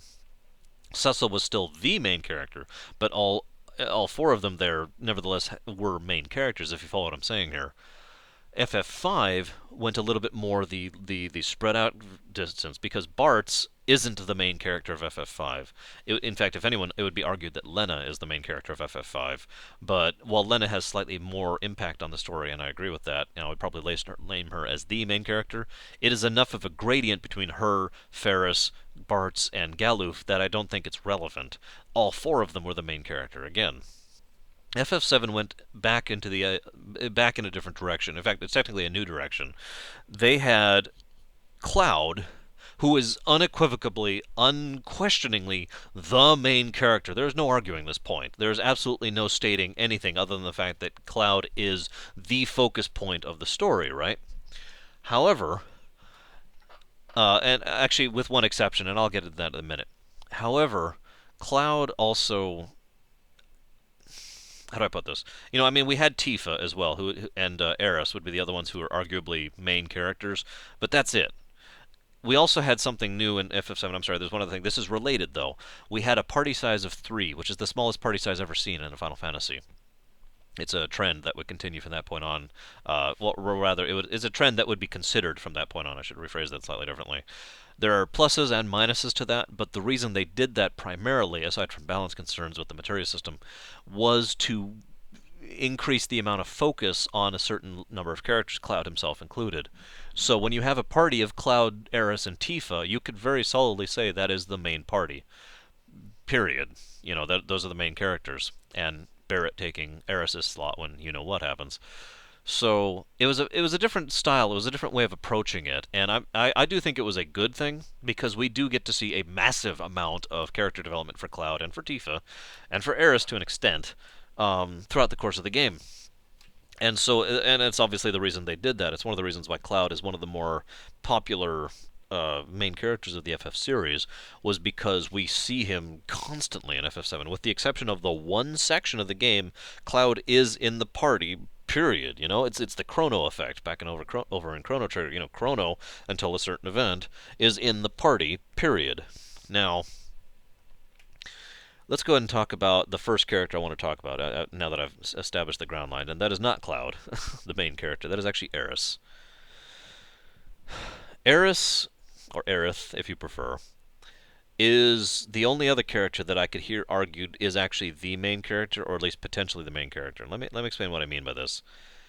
It feels like when the original plot lines were laid down, I'm not talking about the detective story thing. Let's just not go into that. But when the original outline that became FF7 was laid down, Aerith was going to be a much great. Okay, let me actually take a step back. I'm sorry, I'm saying this wrong. I apologize. It was decided from the beginning that Aerith was going to die, okay? This was not something they changed their mind on. This was not something they put in. That was a major theme of the game. I mentioned earlier that comfort, that feeling of the cycle of life, the life stream thing. That and Aerith's death were both invented to get forth a feeling throughout the game. Sakaguchi had lost his mother sometime just shortly prior to the invention of this game, to the innovation of FF7, and he wanted to both get across the feeling of loss and at the same time the comfort of knowing they aren't truly gone as long as they remain here, as long as they're in your hearts. And so in FF7, they're literally not gone because they go into the live stream, but he wanted this character to be a sufficiently attached character to the party, to the player, I'm sorry, that they cared when they died. Now, if you've been paying attention, this is not the first time they did this. Tella died in FF4. He was a main character and had a fairly large amount of plot and character development. Galuf died in FF5, a heart-wrenching scene of amazingness and awesome that I love, and arguably one of my favorite deaths in the history of Final Fantasy. Actually, probably the favorite for me, to be completely honest with you. But Aerith, they really wanted to go above and beyond. This is why it is arguable that Aerith is the main character, simply because for the first chunk of the game until her death, she receives more actual characterization, focus, and development than any other character does, even more so than Cloud, who we don't really start to learn about until after that. Well, we do at least get hints of Cloud, of course. Hell, we get hints about his situation and what's going on with him literally in the first dungeon, right at the beginning of the game. But we do have this situation where Aerith is expanded upon and in almost every scene, in almost every plot section, because they wanted you to care about Aerith before they killed her. Now that may seem almost callous, but I actually think it is the opposite of that. I think it is artistic. I think this is something that was done deliberately and with intent to evoke an emotion. In other words, artistic. It was something that they did very well, in my opinion, because it never felt forced. Aerith was the other, and this is the other reason Aerith could be considered the main character. She is absolutely integral to the plot. Aerith and the plot are side by side, actually holding hands practically at this point. So much of what's going on in the world, so much of what's going on with Sephiroth, with Shinra, with the Lifestream, with the Meteor, with the Ancients, etc., all of that has to do with, to some extent or another, usually a strong extent, with Aerith, and so it never felt forced. If, for example, to explain what I'm saying, if let's go ahead and use FF7. If FF7, Yuffie was attempted to be the main character and really developed and expanded upon, it would look very strange and feel very awkward because Yuffie ultimately only has very little to do with the plot and the setting and the characterization of the game. She ultimately is an optional character for a reason. No, she's well developed, and don't make a mistake me. But if they tried to shoehorn her in, like in order to make her this primary character, it wouldn't have worked. What they did with Aerith was the right thing, which was tie her into everything. So everything also essentially rotated around her. And when she died, we had an interesting impact. Let me explain this now. Let's talk about Aerith's death, because this is going to be its own section by itself here. As I mentioned before, from a lore and a story perspective, all of the point, if you could imagine Aerith as the center point here, and all these other things, the Cetra and the Ancients and the Shinra and the Sephiroth and the materia, and Cloud's relationship with her, all of this is just rotating Aerith, right? So what we have, I need to do this right. What we have is a situation where when Aerith died, all of a sudden this vanishes, and all the things feel like they plummet, and they actually got this point across in the story, in the setting, almost immediately. There is this very strong feeling of this drop of all of these things suddenly going out of kilter, and from that point on, everything gets worse very quickly, if you'll recall. And the feeling, the reasoning behind that, in terms of style, in terms of theme, is because the heart, the core, the center of the game just got ripped out of it, and all of a sudden everything's going wrong. Now, of course, we know Aerith isn't fully gone. She's still in the live stream. Again, there's that theme of they're still with you in heart. And Aerith did still have an impact on the story, but it was only on 2 points, and one of those we only know from the supplements. The other one is, of course, her summoning the live stream right at the end of the game, in the ending, actually. So we had that. We had the thematic perspective. Of course, we have the fact that we were losing a player character, and a character that hopefully the player had invested some manner of caring in, and actually would feel emotional about her death. And they did something interesting, because what they did was, bear with me of this, because I'm going to try and follow a little bit of a logical progression here. What we had was a character, a player character, someone who you could level, someone who you could put materia on and equip her. She had her own equipment line, just like everything else did. She had her own limit break series, just like everyone else did. She had her own moves, her own animations. She was fully fleshed out as a full-on character that, by all intents and purposes, if you didn't know somehow, would not appear to be one that they're going to wipe out, because the rule has always been, especially in older RPGs, and FF7 still qualifies, the more effort that goes into an NPC or a character, the likelihood of you actually knowing that character matters increases, because thanks to the limitations of space and resources and processes in the game, they could only afford to flesh out the characters that mattered, and all the others by default used default textures, used default abilities, stuff like that, because they couldn't afford to flesh everyone out. So in a game like this, when you have someone fully fleshed out with their own animation set, with their own ability set, with their own weapon set, you think they're a main character. Now, there are some hints early on, of course, but let's just not I'm not even going to get into that. The point I'm trying to get to here, to logically progress here, is that this is a character that even the people who did not care about her as a character, the people who did not care about Aerith, nevertheless had invested some degree of time or energy, at least theoretically, into a character, into a fighter. They had leveled materia on her, they had equipped her up, they had leveled up her limit break, so that when she died, they lost that. Now, bear with me on this. Aerith is a fictional character who is a series of ones and zeros being displayed on another series of ones and zeros in patterns of light, okay? Aerith is not real. However, the time and effort and energy and caring that we people, real people, put into Aerith, either as a character, as Aerith, as a character, as a fighter within the RPG we're playing, or both, was a real thing, and we lost that real thing. And that is why Aerith's death was so powerful across so many people, in my opinion, was because no matter where you sit on this spectrum of caring, most people did care about the loss of this individual some way or another, because we, the players, lost a real thing. You see where I'm going with this? Or rather, where I've gotten with this. I'm done. I finished the point here.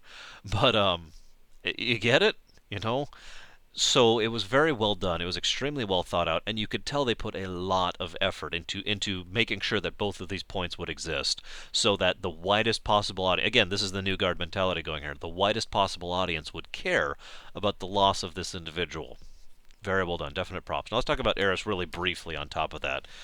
On top of her death, because she's not just her death, is she? No, Aerith was, like I said, Creel back in FF5 was the prototype Aerith, and that's the kind of thing that they would keep doing for several games. Yuna was another excellent example of this character type. You know, the strong-willed, young, wise beyond her years, very almost brash in her actions, but nevertheless carrying a certain intelligence about her, and nevertheless does have her softer side. You know, and on top of that has some kind of mystical connection. Aerith filled all of these in spades and then some, and on top of that, Aerith is also the first time. Okay, let me take a step back. Way back, all the way in FF1, we had the precursors, the ancients, whatever. I don't think they were even actually called anything other than the ancients. But the ancients in FFs and in RPGs in general are always more advanced civilization that has gone away for whatever reason. And that more advanced civilization usually has left behind relics or technology or airships or cities or whatever. Some aspect of their advancedness has been faded away. This has been true in every single FF to some extent or another. The smallest extent would probably be FF2, in which all the ancients did was create the spell of Ultima. But in FF3 we had the people who made the continents and all that fun stuff. In FF4 we had the Lunarians. In FF5 we had the Lunkians or whatever they were called. In FF6, of course, we had the Magi and the previous society. And finally in FF7 we had the Cetra, the ancients, as they more commonly are called. This is the first time, however, that this concept, which has been used in every FF previously, was directly tied into the characters. Aerith is a Cetra. She is a member of the Ancient. She's technically half Ancient, but I'm sure that the bloodlines at that point are more likely to say that she's more like a 16th Ancient at this point, or a 32nd, or whatever it is at this point. You get the point. She is, nevertheless, an ancient, etc. It's the first time we've actually had one walking around with us, and we could actually have the perspective of one of the older ones to help explain and act as a guide as we are going through. The ancient temple is the perfect example of this. So much of the ancient temple would have been a lot more boring and a lot less developed if not for the fact that Aerith, an ancient, was there with us and was able to act as a link point between them and us. So she was an excellent character, not just because of the amount of development she received and the emotion she engendered and the depth she had to her, but because of the fact that they decided to make her this direct link to the past, which is, again, something they hadn't really done before. Very good job on that. Now let's go ahead and move on here. Let's go and talk about Cloud, because, hey, why not? Cloud is interesting because you could tell, in hindsight, it's obvious that they hadn't that what had happened is they hadn't really settled on a personality for him yet, and it's not until the supplements and the additional information, especially like in the Ultimania, for example, and in Crisis Core is a great example, that we learn that they essentially retcon what they were going with and actually put sense to it. So what we see is something that only makes sense in hindsight, unfortunately. Cloud at the very beginning of the game is a arrogant, unkind person, and who very much just screams, "I'm a jerk," right? That changes inside of about an hour of gameplay. Not even that far. Probably more like 40 minutes into the game. And it's never actually brought up again. Immediately following that, we have a Cloud who is very professional, very down to earth, very cold, but nevertheless, I'm not going to say cold, very professional. We're just going to stick with that. Very professional, very to the point, all that. Immediately after that, we find someone who is actually passionate all of a sudden and has a lot of anger to him and has a lot of almost awe in him. And this kind of keeps going. At this point, I think we can officially say that they had done this on purpose.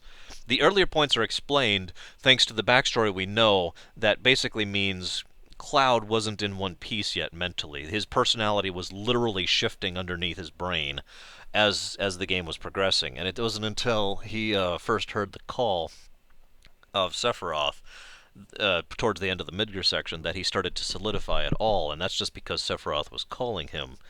And gosh, I don't even know where to go from that, because there's actually quite a bit to talk about that. I don't actually want to go into full details. I really don't. But I will say that the reveal of FF7, which basically fully has to do with Cloud and his nature and what he is, was brilliantly done, and this is why. Because what they did is a tactic I love. They had the reveal, and then sometime later they had the unreveal. Or it's actually not called an unreveal, but whatever, the reverse reveal. The way this works is for the most of the game we know there's something wrong with Cloud. That again, that's hinted on the very first dungeon. We've been seeing that the whole way through. Clearly designed to show off the fact that there is something off with this person.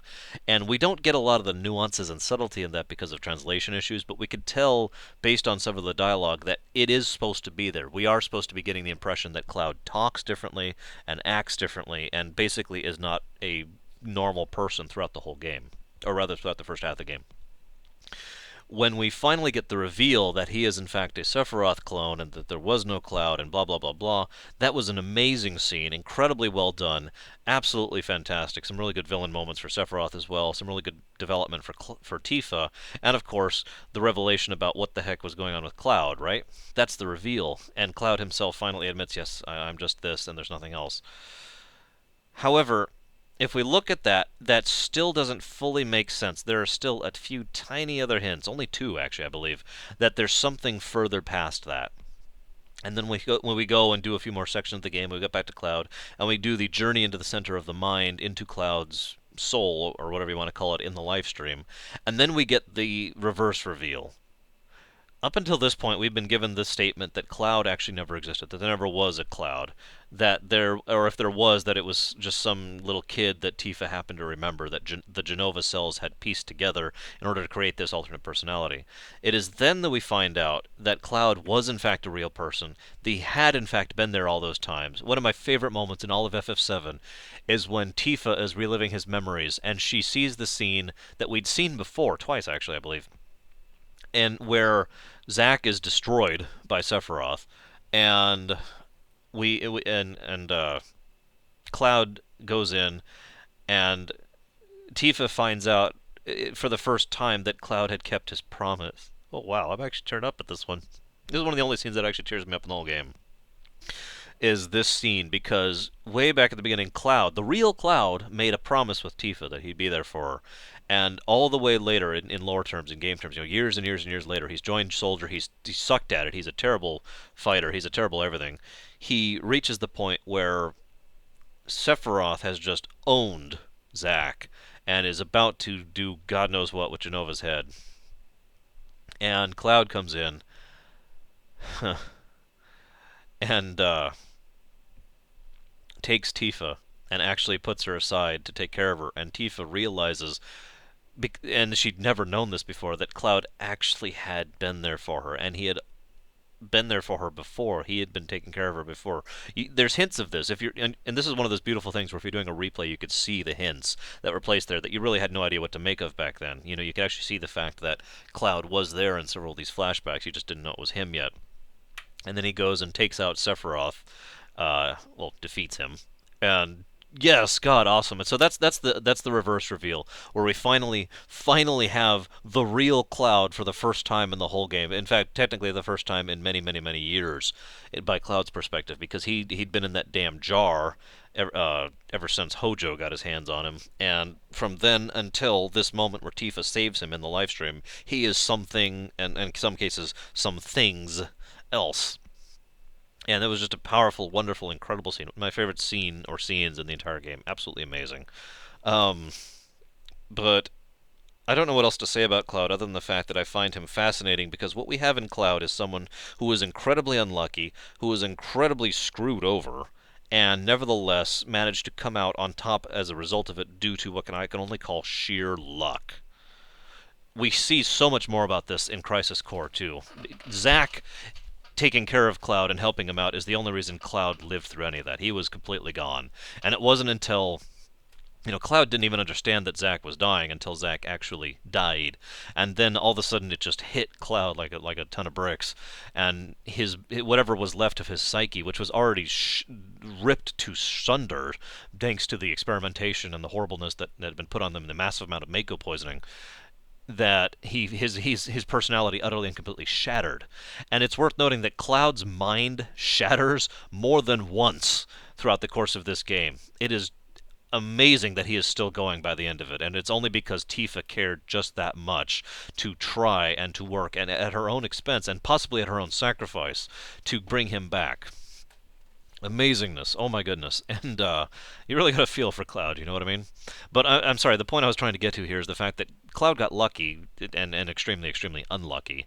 But ultimately, Cloud, the real Cloud, ignoring all the artificial strength he got from the Makoing and the Genova cells in him and all that fun stuff, and the Sephiroth cloning, Cloud, the individual, was a weakling who was a coward who was also who got, motion sickness. And I say that because this was another thing the new guard was showing. I'll talk about this as well when I get to Barrett. The new guard were showing characters that were flawed in everyday ways. We had seen character flaws before in works of fiction in general, but especially in the Final Fantasy series, but never had been something that we could relate to personally.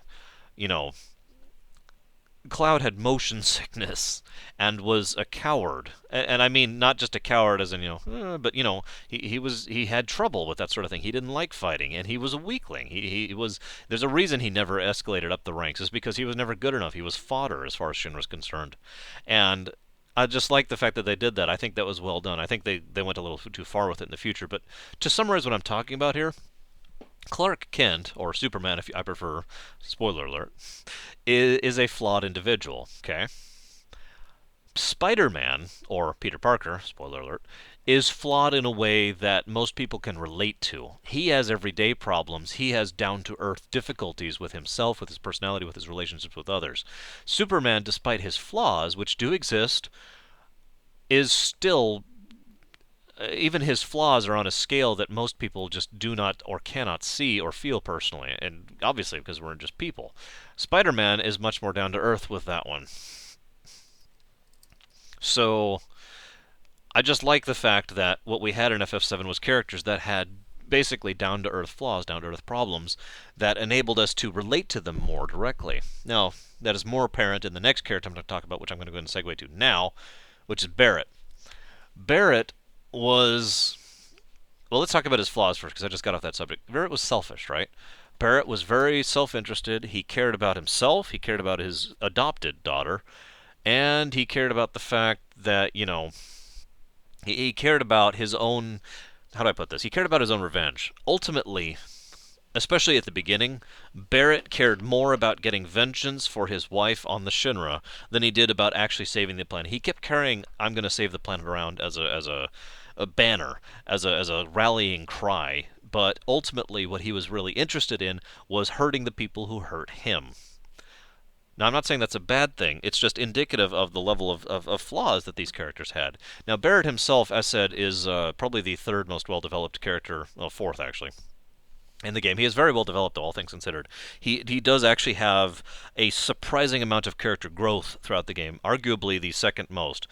Cloud himself is actually kind of debatable due to the unique circumstances therewith, but as far as characters that grow on their own, without, having their minds destroyed multiple times, Barrett is one of the characters that grows the most throughout the course of the game, because what we see in Barrett is someone who, again, was very selfish, very self-interested. His world was very small and very focused. He took up the Avalanche cause because he believed it could help him to get that revenge. He carried out the plans that were laid down before him, before his time, so that he could enact things that were beyond his scope.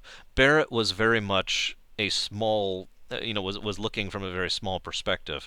And even though he had all these big high hopes and aspirations, all of them ultimately narrowed down to something very simple: revenge.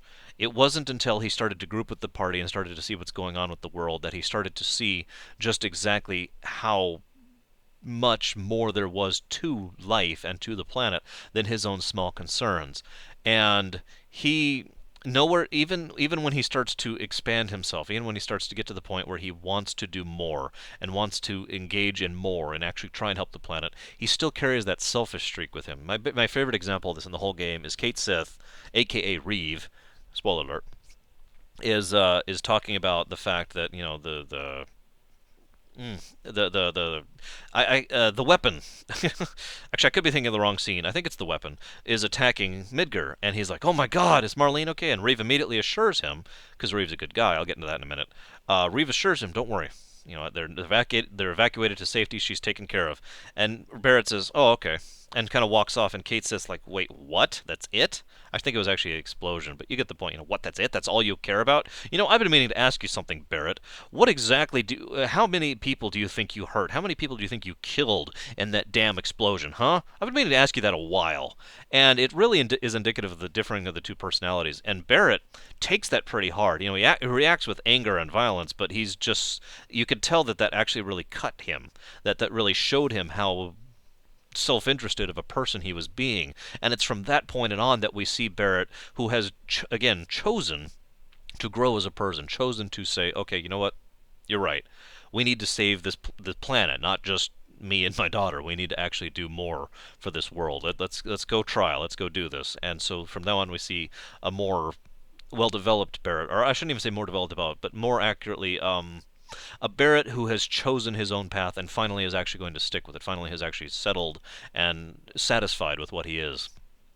And I could go into his backstory and the tragic backstory and all that, but ultimately there's not really much to discuss there. I do think he's a very interesting character, very well-developed character. Next, of course, we have Tifa, the most well-developed character in the game. Now I'm going to pause before I really get into Tifa herself and talk about romance. Tifa is the obvious love interest for Cloud. A lot of people have said it was Aerith, and I agree with their thinking and their reasoning. I just disagree with their result. In my opinion, Tifa was always the love interest for Cloud. And I shouldn't even say that like that, because that's cheapening the fact. A love interest, when you say someone's a love interest, you usually say it like, oh yeah, it's an option, or yeah, it's something that can be. There's usually not a real feeling or emotion there, if you follow what I mean, especially in a video game. You know, in FF7, you can tell that there is a genuine caring, a genuine feeling, and a genuine love that Tifa has for Cloud. Some of that was guilt, some of that was curiosity, but she did care about him enough and displayed it through actions on many occasions. Now, here's what I like about this. I mentioned back in FF6, the reason I liked the romance between Celes and Locke was because it grew naturally throughout the course of the game, never actually took over, never actually hijacked the plot in order to focus on that, but instead it was something that grew as a natural part of the plot. It made perfect sense for the characters. Their characters did actually fit together. They did have chemistry together. And finally, it was never culminated, I guess is the word I'm looking for here, as strange as that sounds, because they were busy saving the world. In FF7, we see the exact same thing with Tifa and with Cloud. The two of them start off reasonably close, all things considered, even though ultimately, looking back and on subsequent replays, we realize that in fact they were actually very distant right at the beginning, which is interesting in its own right, which explains why it takes them so long to get any closer, because technically they already were very far apart. We just weren't aware of it yet. And nowhere is this stronger shown, the caring between the two, the love she has for him, and indeed he for her, when she leaps in, when she falls into the life stream and she ends up at him, and she goes through all that she goes through. I'm not going to summarize here. In order to try and save him, save his personality, save his soul, find the real Cloud that she isn't even sure exists, because there's so much uncertainty behind Tifa. Excuse me. So, and it's also where Tifa is not a two-dimensional character. Her caring about Cloud is not her only motivation. It's not all there is to her. She is an actual developed person behind that. There is actual, flaws. There is depth to her. There's a great deal of fear behind her character. There's a great deal of caring. She is someone who effectively takes up the torch as being the heart for Aerith of the party after Aerith dies, and she's uncertain. She has doubts and worries and fears, all that fun stuff. She's a very well developed character, arguably the most developed character in all of FF7, since again Cloud sort of doesn't count. And that's one of the reasons I usually keep Tifa in my party, is because she is a very interesting character and tends to have a great deal of emotional reflection within her lines, within the dialogue she has whenever you have her selected in the party. Now let's go ahead and move on here. Red 13 is, or Nanaki if you prefer, is also a really interesting character in his own right. It's almost a shame, because now we're at the part where characters were not nearly as well fleshed out, because this was FF7, they were going with a different style. Nanaki is nowhere near as fleshed out as he could have been. Nevertheless, the entire Cosmos Canyon sequence with him was beautiful. Absolutely beautiful. Basically the only scene dedicated to him, not counting his introduction in Midgar, in the Shinra Tower. Which is a shame. But here in him we see someone who is it was our first. It's not actually our first time. I guess that's a lie. This is our second time at having a inhuman party member. The first would be Umaro, for anyone who's wondering. Um, and so we have an inhuman party member who has his own personality, his own drives, is shown to be just enough different from us that it's worthy of note while still being relatable. And the whole age thing was also very well done. I thought an excellent way to bring the elves thing into FF7 or into FF in general. By having him be a child at 40 whatever, and having him, he does actually in his one scene. I shouldn't say call it one scene, but his one section, the whole Cosmos Canyon section. He actually does grow a very large amount, and that whole scene was actually really cool. I thought really well done, and not much else I can actually say about that. But again, a character who, despite having almost no interest to him or no time developed to him, nevertheless was interesting and was clearly more than simply a two-dimensional character. We'll go ahead and move down to. Actually, we'll do Cait Sith last. We'll do Cid next. Cid Highwind. He is, again, another character who had very little dedicated to him. Only the two scenes that I can think of. Again, his intro and the sequence with the rocket. But both of those scenes, again, were very well done. They were very telling. They were very showing. He had a very large amount of growth in the character arc. We see in him again someone who is flawed. As I've said before, Nanaki was very flawed. He was childish. He was. Resentful. He was contrary. He was kind of argumentative, I guess is a good word for that. In Cid, we see someone who is a very base and coarse individual, and someone who is actually what a real engineer or a real scientist is very like. Speaking as someone who knows several and has been. I've had people say that I'm one. I'm not sure I agree with that. But this is someone who is very obsessive, fixated. I'm not sure which word is more accurate. Both apply in their own ways upon everything that interests him. He has a laser-like focus in his mentality and in his personality. He is very capable of enthusing about what it is that matters to him. I guess that does kind of apply to me, doesn't it? But he really shows through force of his personality, through force of his efforts and his energy that is behind him, the intellect that lies there. And so we actually see through action that Cid is a very intelligent character rather than just being told he's a brilliant man, which I thought was a very nice touch.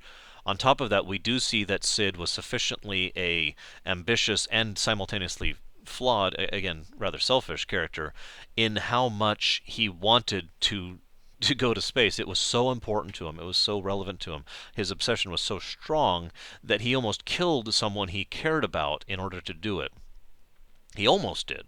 He didn't do it in the end. He couldn't, I would say it would be more accurate to do it in the end. And and there's a reason he becomes even more bitter and more cynical and loses a lot of that fire when you first, or rather, at that moment, up until the moment when you meet him, and it's not until he's grouped with the party for some time that we actually see a little bit more of Cid behind Cid. In fact, it's not until you take the Highwind, the airship, that Cid finally gets to show off himself again for the first time, really, which I thought was really cool. And let's see, next character, we're going to go ahead and get Yuffie next. Yuffie is, of course, an optional character. I know several people don't actually think that. I am one of them as well. I always get Yuffie and Vincent both, but they are both technically optional. You can go the whole game without ever having them join the party or even meeting them. Yuffie is one of those strange characters that's hard to sympathize with, especially in the game, but you can tell that Yuffie is one of the more developed characters in the supplements. Now let me explain what I mean by that.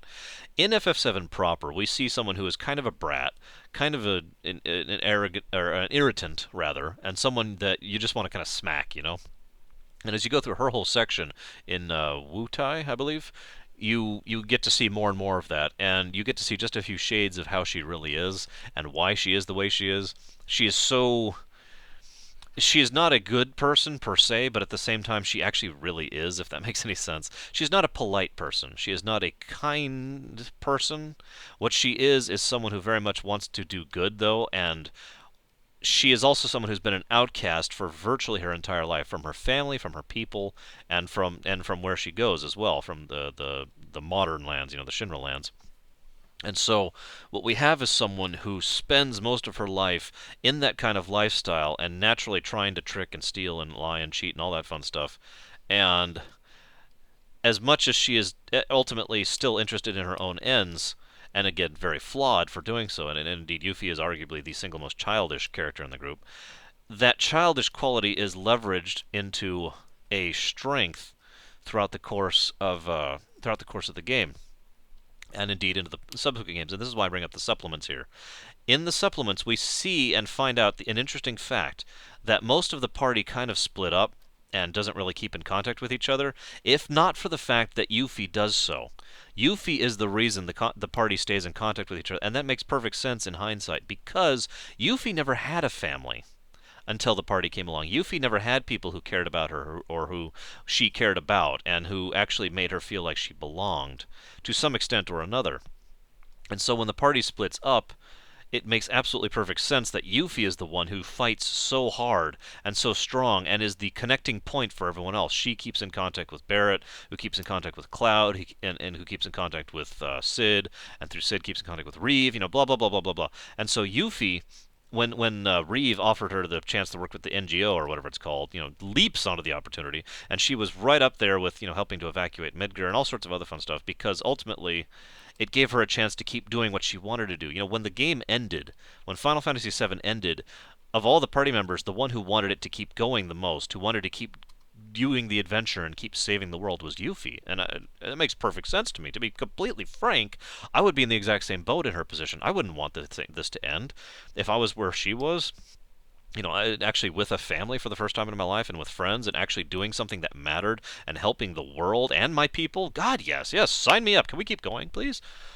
So I like that about Yuffie, and I do think that despite the irritations she presented, she was an extremely interesting and awesome character, especially, like I said, in the supplements because of all that. Now, let's go ahead and talk about Vincent. Vincent is, of course, an extremely popular character because that type of character is always popular. However, I think Vincent deserves a great deal of his popularity. He engenders a degree of self-hatred that most people don't understand. Even people who despise themselves to some extent or another, for whatever reason, I'm not going to go into specifics, looks at someone like Vincent who takes it to an extreme, takes it to almost a fanatical point, and doesn't get it. But it makes perfect sense to me, as of course it does. But that level of devotion towards that sort of thing it's kind of the shadow effect because we see a lot of shadow in Vincent if you really think about it. Shadow from FF6.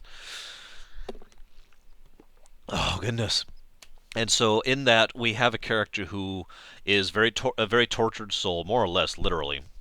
Someone who genuinely believes that he deserves to be injured. He deserves to be ill. He deserves to be thought ill upon and suffer and all these fun things, and only agrees to join the party because he thinks he can at the very least attempt to help fix the problem that he believes he is responsible for to begin with. And it is also worth noting... Oh, pardon me just a second. There we go. It is also worth noting that Vincent is again a flawed individual, and this is why it would be too easy and almost cheap from a storytelling perspective to just have Vincent, care about saving the world and all that fun stuff. And what I mean by that is his crime he mentions is not necessarily the fact that he let Hojo take Lucretia and the fact that they were allowed to be together and all that fun stuff. And thus Sephiroth was born and the world is in danger, right? Yes, that is part of it, and that has a degree of it, but what Vincent actually feels guilty about is the fact that the woman he loved, he let go, and she suffered for him because he let her go. He didn't fight for it. That is what he feels guilty about. That is the core of his problem. He believes he injured someone he cared about and he wanted for himself and didn't act upon that. And so he deserves this because his own inaction caused this in his own mind. If you see where I'm going with this. So it's a lot more personal and it's a lot more self-interested. But again, that's the flaws. That's the down-to-earth flaws here of the characters. And so I thought that was a really nice touch. And the fact that, of course, Vincent provides he again provides that sort of wizened experience role, just like Aerith did earlier, and indeed for much of the game, because he is much older than he looks. He's the oldest member of the party by far, and knows a great deal about what's going on and what's happening. And again, as with Cloud and Zack, especially Zack, you don't really know a lot about what happened with him unless you go and seek out the optional stuff. Everything I just mentioned is only briefly and horribly referenced in FF7 in scenes that don't even have dialogue. It isn't until the supplemental material comes out that we really actually find out what happened in detail. Now, one last character I'm going to talk about. No, I'm not talking about Zack. That is fun to talk about for me because he's actually my favorite character in the story. I mean that sincerely. And that is Cait Sith slash Reeve. Now, let's talk about Cait Sith himself for a moment, if I could say that. They never actually go into detail, even in the supplements, of exactly what the difference is between the relationship between the two. They even have a fun scene specifically designed to play with the players' heads and encourage misconceptions, where Cait Sith walks into the room while Reeve is sitting there, and Reeve and Cait Sith start talking, and then both start talking to Vincent separately, just to get the point across that we have that they're just kind of playing with us. Yeah, yeah. Is it he's the same person? Is he being controlled by remote? I've always been of the opinion that Cait Sith is an AI robot that can be controlled directly or can be given generic commands, but nevertheless has the base personality of the origin. In this case, Reeve being put on. Excuse me, being put upon him. Now, that's of course my opinion, and of course we have no idea what the truth is. Cait Sith, though the robot, or whatever you want to call it, is an interesting character in his own right. He is. I shouldn't even say that, because I look at Cait Sith and I see the plight of the tool, if that makes any sense. Whether or not Cait Sith is deserved to be recognized as an individual is actually questionable, which is my point, actually. Whether or not there is any rights, or is there any development that should be, or whether he has any acknowledgement due him, is the question, and I don't have an answer for that. I, of course, would, being me, being the way I am, but, whatever. I am weird like that, I admit that. But it is something that should be questioned, which I think is the good part of the character. That is the excellent part of the character, actually. Now, the character I really want to talk about is Reeve, the one behind Cait Sith so much of the time. In Reeve, we see someone who is a truly flawed individual who doesn't have a redemption story per se, like, say, Rufus does, because Reeve was always a decent guy. He was just at certain levels of willing to put up with things. Reeve was much more on board with Shinra when President Shinra was in charge, because Reeve had a genuine interest in the betterment of the people, of the everyday people. And I have a feeling Reeve either didn't know or didn't understand what the live stream was. There's a very strong impression of that. In Reeve, we see someone who, when he joins the party and starts traveling with them to spy on them in order to get the items they need in order to proceed Shinra's plans, he does so, of course, because he sees nothing absolutely wrong with it. But then he starts to see how other people interact with each other. Up until that point, he'd been interacting with Shinra executives and subordinates, and in the party, he sees actual friendship and actual feeling of family, and his beautiful lines where he's talking about, I see you guys, you're not paid, you're not praised, and yet you keep going anyways, and I don't understand that. And you could feel that scene is actually one of those really misfortunate ones that is not translated well, and you could tell, because I really wish that they that the nuances of what he's trying to say could get across in that. As it is, I just have to assume. But Reeve is very much just thinking about what's going on, and it is very clear that from that point on, Reeve very much wants to do good. You could almost see the burning desire in him, having seen what the party does, to actually do good, not to accept what he can do within the limitations of the system, like he was doing under President Shinra, not to live with what he can do underneath Rufus because they haven't deposed him yet, but rather to actually get out there and help save the world and help save the people, because in Reeve we see one of the very few truly altruistic characters in Final Fantasy VII, and his desire to be like that grows as the game goes on, and as the series continues. He is the reason the NGO, or whatever it was called, exists in the post game. He's the reason that organization, whose entire dedication is to help fix the world and to help save everything, from an infrastructure level and from a everyday level, and as well as from the larger threats such as military things and monsters, for the entire planet. Reeve pushed that forward. Yes, Rufus funded it, but Reeve was the one who hatched that brainchild and said, yes, I want to go out and actually save the world. And I imagine that when he started approaching other people with this idea, several of them were just like, I'll keep in touch.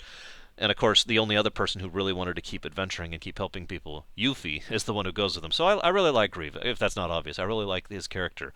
I think he's one of the few more honest characters in the series. Barrett, or in the game, I mean, like Barrett, like I said, had pretensions of saving the world in order to satisfy his own selfish needs and didn't overcome that by the end of the game. Reeve had genuine intentions to save the world, but had them smothered by experience and cynicism and everyday existence and mundanity, just like so many of us can attest to, I would imagine.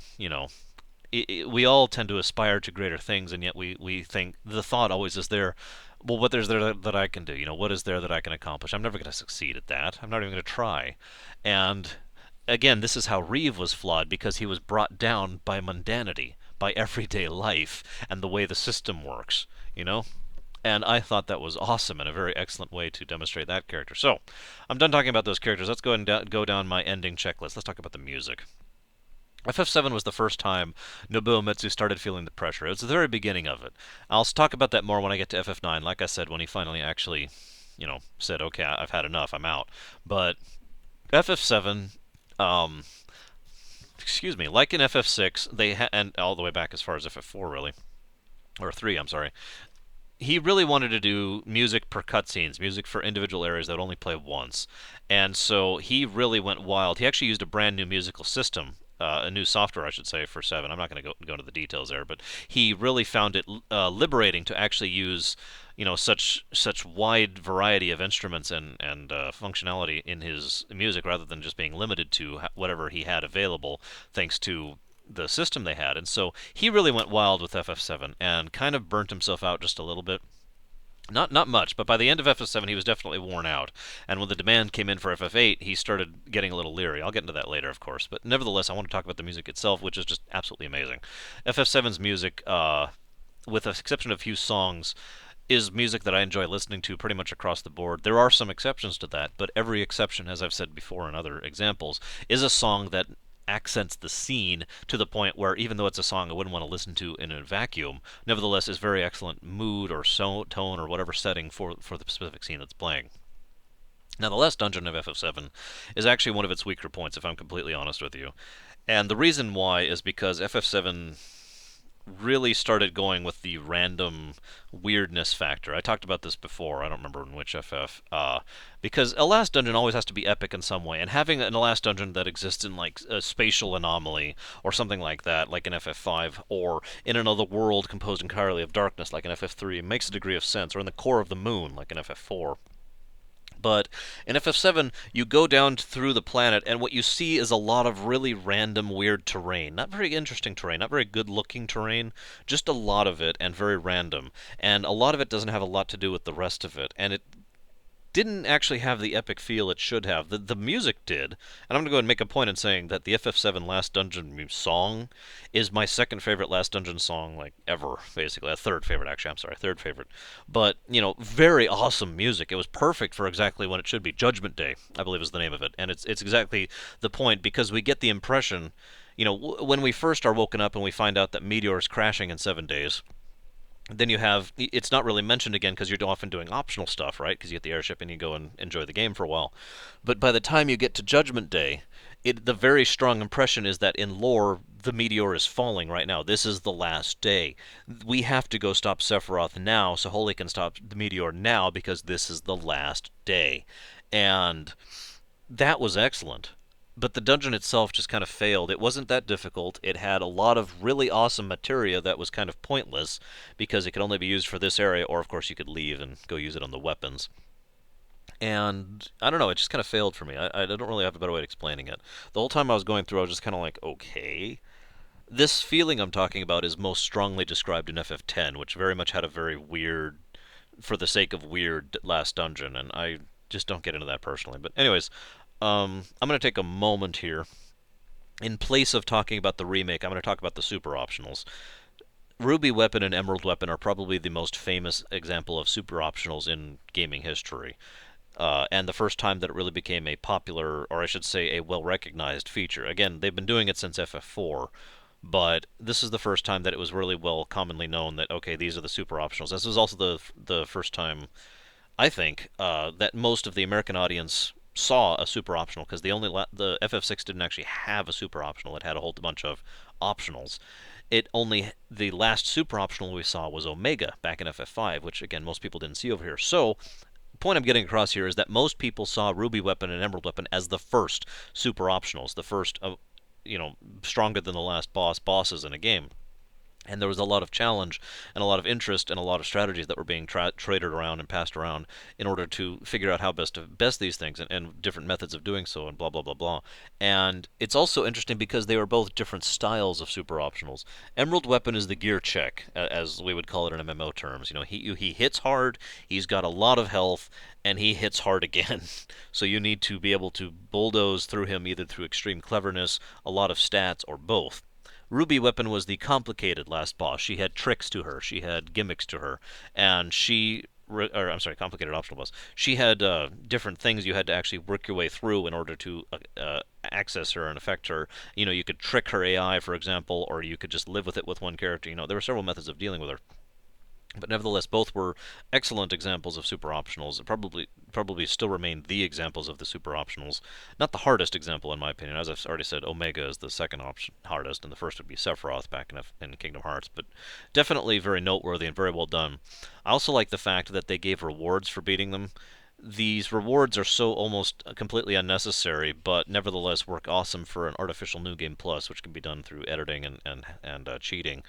You know, in other words, what I'm saying here is I earn the master materia by beating them, and then having done so, go ahead and give myself the master materia in my new save game when I start the game over, because FF7 didn't have New Game Plus, even though it really should, and so should every RPG. But anyways, now let's talk about the villain.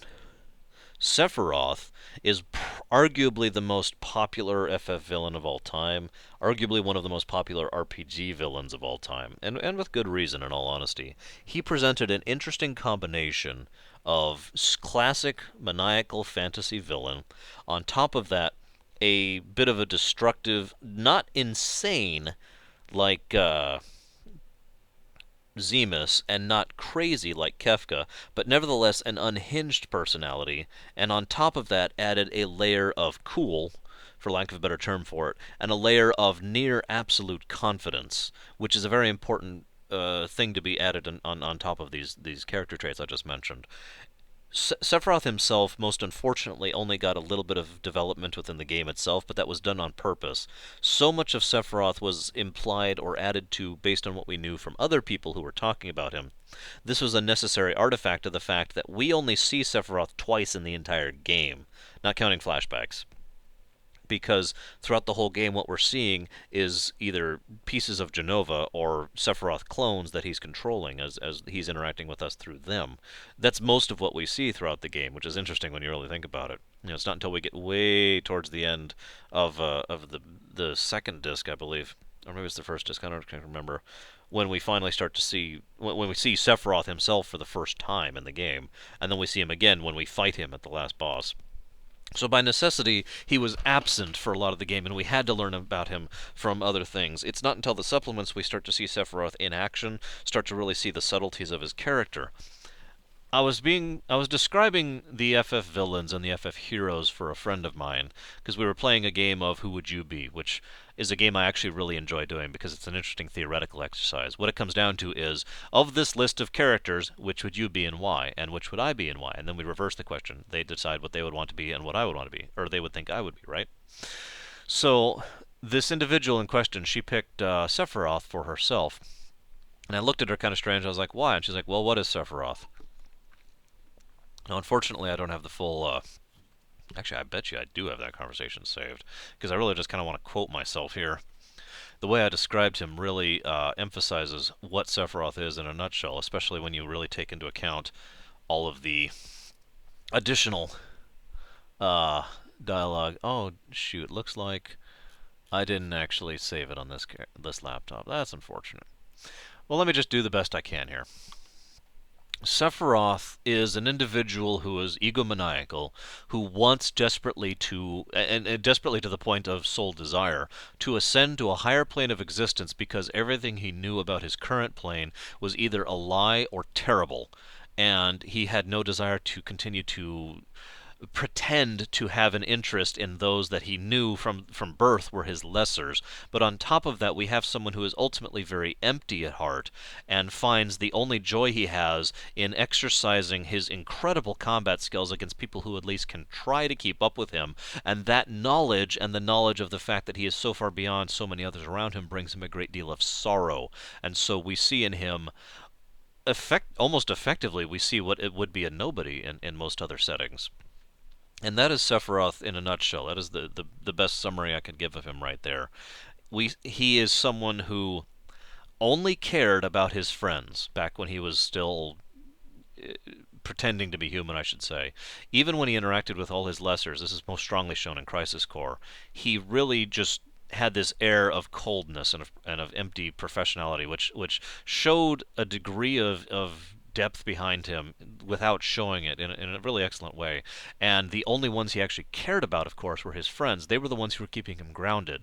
When everything changed, and when Genesis started, doing his thing and screwing with Sephiroth, and Gilles, died, Sephiroth lost his grounding in reality, basically, and makes it perfect sense that he would then flip out and completely lose himself to the point where it wasn't until he was killed, basically, that he came back down. In other words, he was just kind of if you could imagine, just barely holding on to your sanity, just barely holding on to your everyday existence of just going through it because there's something that's worth it, there's something that's worth it, and you just kind of keep focusing on that until it's suddenly taken away from you, and you freak out, and you have this outburst, and then all of a sudden you are injured violently by that outburst, and then you wake up and you start looking around and you start thinking, okay, and now you have a suddenly completely different perspective because you're not crazy anymore. You haven't lost your mind. You just had an outburst. Like I said, it's really the best way I can put it. Now you're thinking, okay, what next? And in Sephiroth's case, with the loss of his friends and with his apparent death, and with the fact that his will was so strong that it refused to be disseminated into the live stream, he suddenly found himself in a situation where he could actually do something about what he perceived to be the problem with his life, which is the fact that he felt he was already a higher level of being than everything else around, and he wanted to move up. He wanted to exist as a higher being rather than simply aspire to be one, and thus everything he did from that point on was towards that end. That is one of the reasons why I find him to be such an interesting villain. I don't think I would call him my personal favorite. That's just me. On the evil scale, he is definitely pretty far down the evil scale, all things considered, because ultimately he still had all the problems that led him towards evil before he decided to go ahead and accept that path. And it is worth noting that as much as was done to screw him up and screw him over, Sephiroth nevertheless chose to be what he was, and then chose again to continue down that path in the future, regardless of the cost to others. Now, Sephiroth also engenders, as far as fighting style, one of my personal favorites of style, which is speed and reach, basically, to summarize. Nowhere is this stronger shown than in Dissidia, where his attacks hit a lot, and he has a great deal of reach to him, and his swings are incredible. So I just felt like mentioning that because I think it's cool. Now let's go ahead and talk about the last boss, because this is kind of funny. I mentioned that FF6 was the beginning of the end for that, and now that FF7 came around and actually had, proper, well advertised super optionals, they said, okay, let's go ahead and make Sephiroth a joke. And he was. I'm sorry. Kefka was easy. Sephiroth was actually easier, and what's funny is it's going to get worse than that, but moving along. Sephiroth was actually so pathetically easy, it kind of was insulting. It was a very boring fight that should have had all kinds of epic awesomeness to it, especially given how much Sephiroth was built up throughout the entirety of the game. That last encounter, when you see him, he doesn't say any words, which is actually perfect. You see him hovering in the core of the planet, literally, physically, with nothing more than his willpower, keeping back the holy, or holy itself, just hovering there, and he's just kind of playing with you, and then you fight him, and then you wipe the floor with him, and then he comes down in the one-winged angel form, which gives us that term, and is one of the most famous last boss forms in gaming history, and shows off this awesome, especially for the time, this awesome character model, and does the supernova attack that destroys everything, and it's just all this awesome stuff they flung at us for a boss that you can kill in one round without even trying. It was just kind of depressing, to be honest with you. So, eh. I'm also going to mention the ending really quickly here. I didn't actually like FF7's ending that much. I didn't think it was that bad, don't mistake me. I thought, ultimately, the problem with FF7's ending is they relied too much on the CGI. I know that sounds like a weird thing, or like preaching, or being elitist, but I mean that sincerely, because CGI, especially at the time, my goodness, especially at the time, was very expensive and very time consuming, and so they had a budget both in terms of money and in terms of time in order to make that. The commitment to make the entire ending CGI meant they could only do so much with it. I think if they had done CGI and then actual in-game cutscene endings, like every other FF had done, would have been much better and enabled them to stretch it out more. We learn more about Meteor Fall. We learn more about what happened during those events of the ending through the supplements, through the additional games. But in FF7 itself, the ending was very lackluster and lacked the, how do I put this? Lacked kind of the closure. A lot of it was left to the imagination, which is probably one of the good reasons why they kept doing the supplements, because otherwise, But seriously though, there was so much more that could have been there if they'd actually done something in additional to the CGI. I'm not complaining about the CGI. I just want to get that point across. But, Holy comes out, stops the meteor. It doesn't stop the meteor. Aerith brings out the live stream, although we're kind of assuming that, and then stops the meteor, and then we win, and then the game ends. That's it. That's all. No explanation, no delving into the characters or what next or what happens after that. The game just kind of ends at that point. Now, maybe they intended to do the supplements from the beginning. I don't know. If they did, I could see that as understandable. But all the previous FFs at least had some degree of closure and showed what happens next. Okay, we've stopped the last boss. We've finished the crisis. Here's what happens afterwards. And the lack of that in FF7 actually really bothered me, and is one of the primary contenders as to why, when I replay FF7, I don't actually finish. In fact, if you've been paying attention, I don't like the ending because of the reasons I listed. It's just kind of empty. I don't like the last boss because he's a joke and kind of pathetic, and I don't like the last dungeon. Honestly, there was only the one problem with the last dungeon, but still, I just felt like mentioning it. So between those three things, I usually don't even enter the last dungeon in FF7. When I'm replaying it, I get to the point where I've done everything and I'm satisfied with the game, and the only thing left to do is go down the crater, and I'm like, yep. Then I walk away because I've beaten the game at that point. Everything after that is only worth really seeing once, in my opinion, which is a bit of a detriment to the game. And I don't know if that's a time and budget issue. I imagine it is because, the whole third disc thing and the problems they had with that. Who knows? Either way, what we have at the end of the day is an amazing game. Still is, still is. There's still a reason why I had no problem about buying a port for this game. I really don't know how better to emphasize how much I like this game, and I do genuinely think that FF7 was the last of the truly amazing, great art FFs. None of the FFs that follow, with one exception, sort of, in my opinion, actually ascended to the art category. There were certainly some really excellent games in there, and some great games as well. But 7 just blew so much of that out of the water, and it's kind of a shame, to be honest with you. Kind of expected, but kind of a shame. Anyways, I'm going to go ahead and take a break, get some paperwork done. We'll see about doing 8 tonight. We'll see.